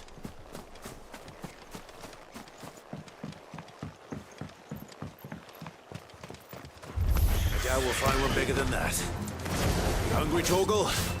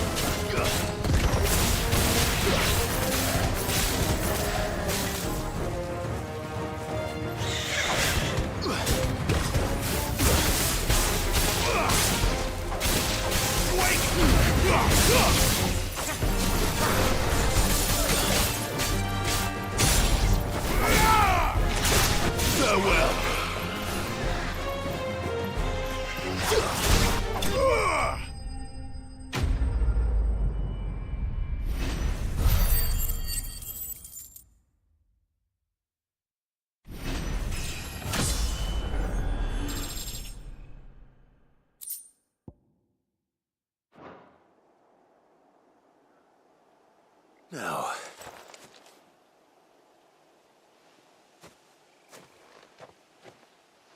will it be enough, I wonder?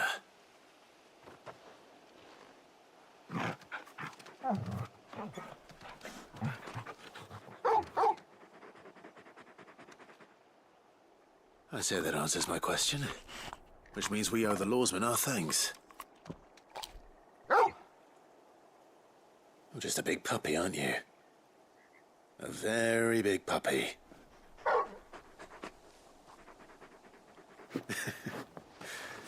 You do know you can take that with you, Torgal.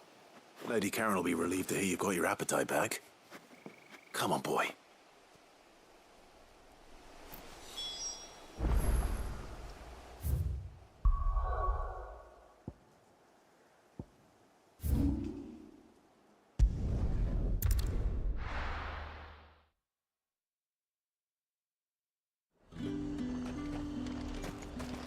this talk? How the hell is anyone supposed to avoid that?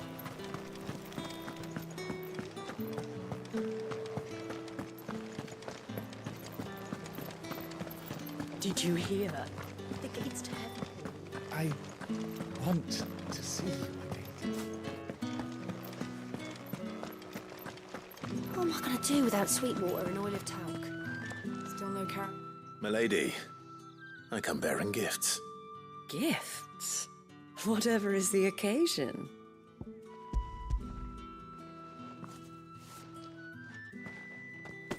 Oh my. Clive, you really have outdone yourself. Otto asked me to give it to you. To settle the Hideaway's debt with the Veil. And to compensate you for the time it took us to do so. You disappoint me, Clive. I thought you might finally be warming to me. Tell Otto he can keep his baubles. I tried to tell him as much the first time around. The man owes me nothing, nor does the Hideaway. My contribution to the restoration effort was made freely and willingly. It was the least I could do. You once told me Sid did you a kindness. I'd like to do the same. Please, accept it. For my sake. And for Otto's. For all of us. For all you've done. It is rather fetching, isn't it? Very well. Otto is lucky to have you, Clive. I doubt anything could ever replace his son. But you and the others at the Hideaway are the closest thing he has to family. Otto had a son. Long ago, yes. Sid told me Otto lost him when he was just a boy, and blamed himself for not being able to stop it. I don't know how it happened, whether there was anything he could have done, but it was clear that it weighed heavily on him. I didn't know. How could you have? I doubt anyone did.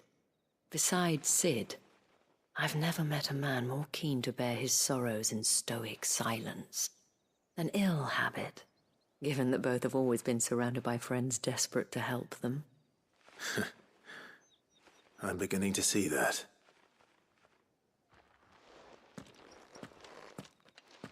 Go will want to know the stones were delivered. If he's still with us.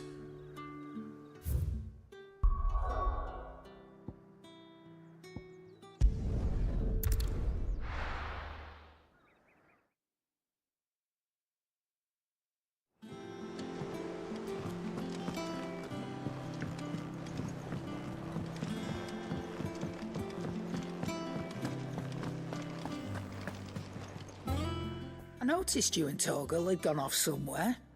Take him for a walk, did you? You could say that.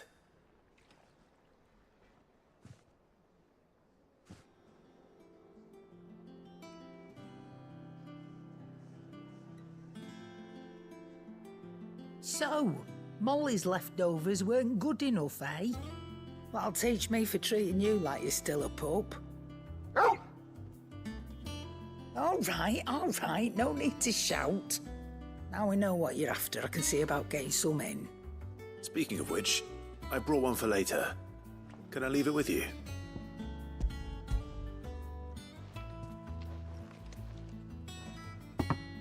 You can, eh? I'm nice like that. In return, you can thank Tomes for me. The bloody know-it-all. I was just on my way to see him.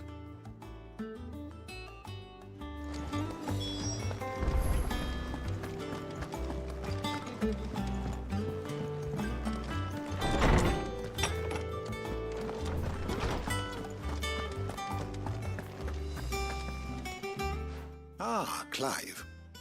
Were you able to locate your quarry? We were indeed, Lawsman. You pointed us in exactly the right direction.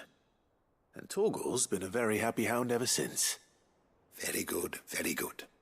Lady Karen sends her thanks, by the way, for your part in solving the mystery. Ah. But that reminds me. After your last visit, I found myself pondering Torgal's talents. Do you recall our conversation concerning Lady Jill's role in Torgal's transformation? About how she somehow woke the power within him? Precisely that. A reasonable conclusion, I thought, but one which raised certain questions in my mind. You see, the Fenrir of legend served Shiva and Shiva alone. And while the powers attributed to him are certainly impressive, the records imply they are somewhat different in nature to those you described Torgal as having used. What are you suggesting? That Torgal may be the beneficiary of more than one icon's power. Consider that in addition to Lady Jill, he has served as a loyal companion to you, your brother, and even the late Cid. In short, the icons hitherto near at hand, or should I say at paw, have been diverse and plenty, and that number has only grown as the realm's dominance have fallen to your sword. One can but speculate as to how all of this has affected Torgal. He has seemed more fierce of late. And if I am not mistaken, he will grow fiercer still. We are fortunate indeed to be able to count him amongst our allies and not our adversaries. Oh, he's more than an ally. He's a friend.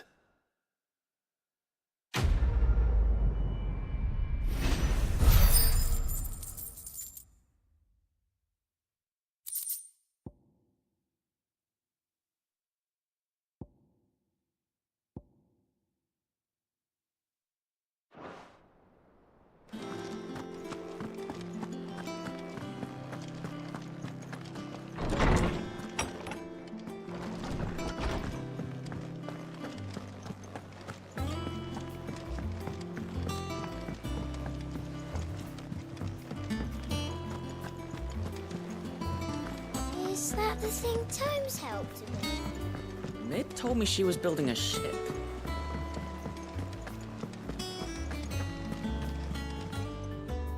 Goat. Still alive, I see. So Lady Karen accepted the ruby. Ah, about that. I tried my best, but she was just too stubborn to take it. She threw it right back in my face, in fact, and told me I could stick my stupid stone where the sun don't shine. Karen refused payment. I hope it wasn't something I said. I'm sure you were as tactful as ever. Let me see what I can do. Oh, wonderful. I hope you have better luck than I did.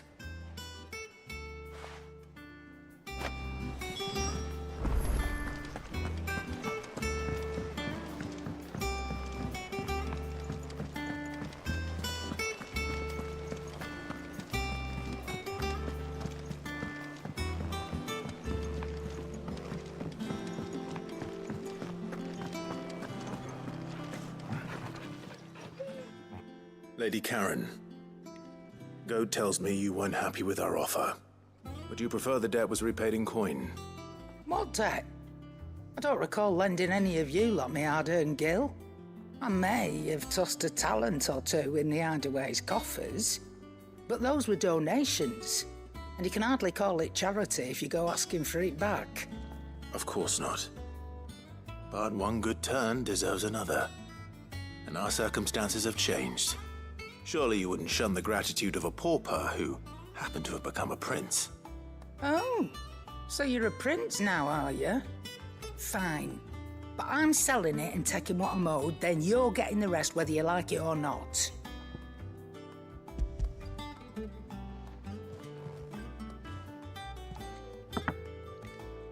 Where'd you even get this? A decent trader might nab 1,000 talents for a star ruby. A canny one, meanwhile, might claim it were nicked from the belt of Cid the Outlaw himself and ask twice as much. Might be I already have a buyer in mind. Might be you even know her. A fine continental maid whose beauty's only eclipsed by a guile in commerce. You wouldn't mind, would you? Not at all. Just be sure to tell her that it's always a pleasure doing business.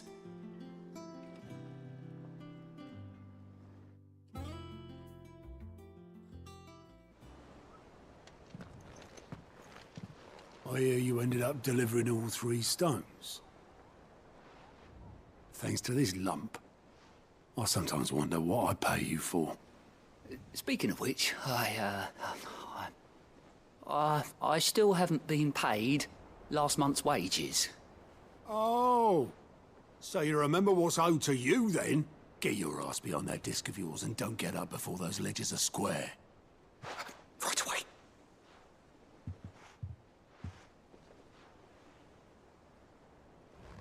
I've seen that before.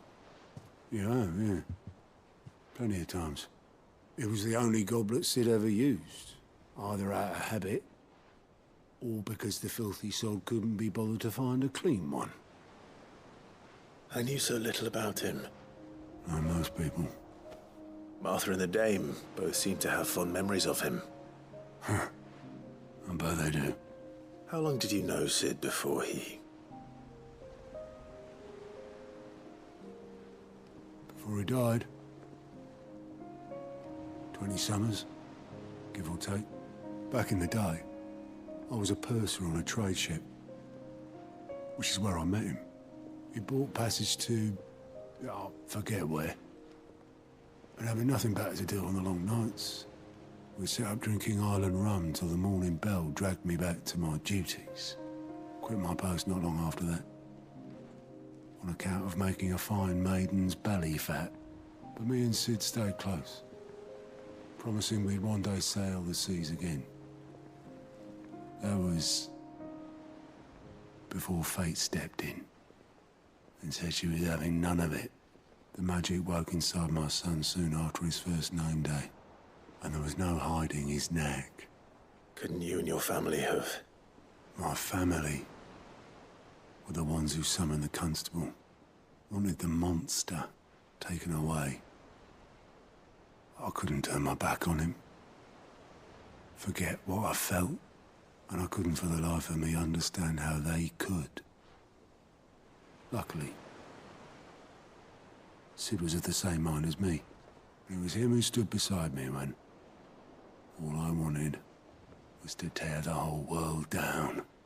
Him who cried for me when I had no tears left of my own. Him who swore he'd do everything he could to stop it from happening again. And he was true to his word, too. Left the Royal Army once and for all. His ranks, his ribbons, gone. Just like that. Threw away everything he had. All to right a wrong that no one else had the courage to face. I knew then I'd follow that man to the ends of the earth.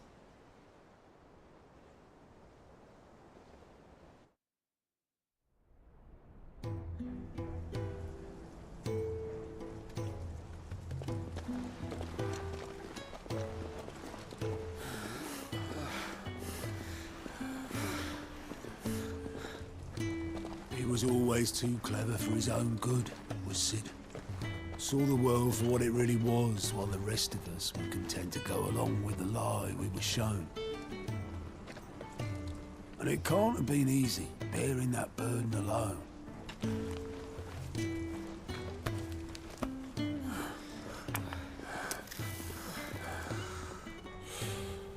But he didn't let it stop him. He never lost faith in what he believed was right. And that gave us faith in him. Faith he'd steer us true.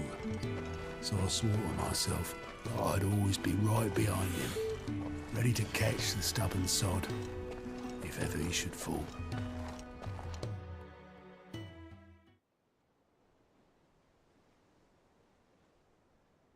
But I couldn't even do that.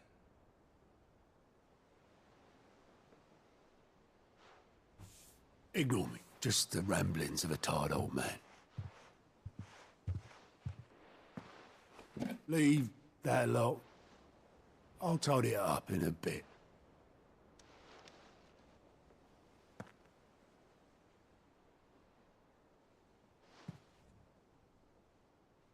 This is Sid's handwriting.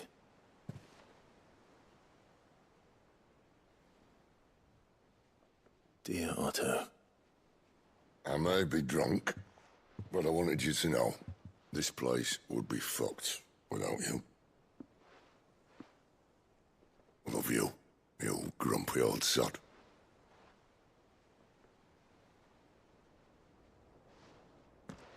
This note. Hmm? What about it? Sid was right. Without you, we'd all be lost.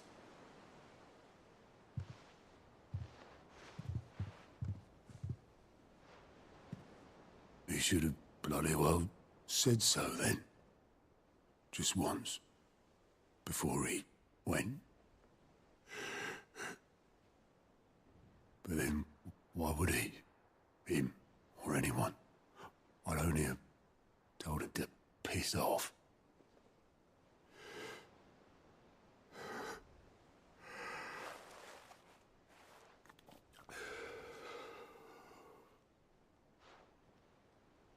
You're wrong, though.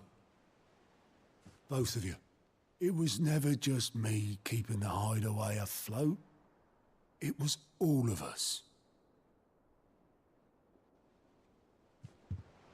I just shoved people in the right direction. I barely seem to be able to do that anymore.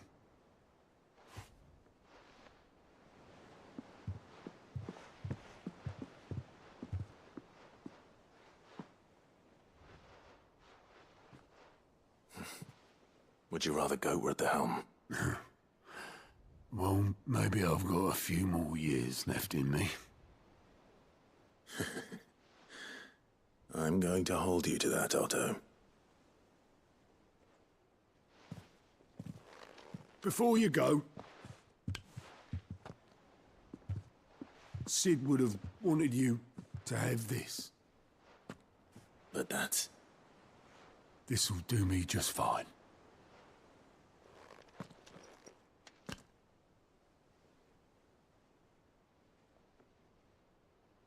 Thanks for the ray of sunshine. I'll see if I can't pay you back. Already have.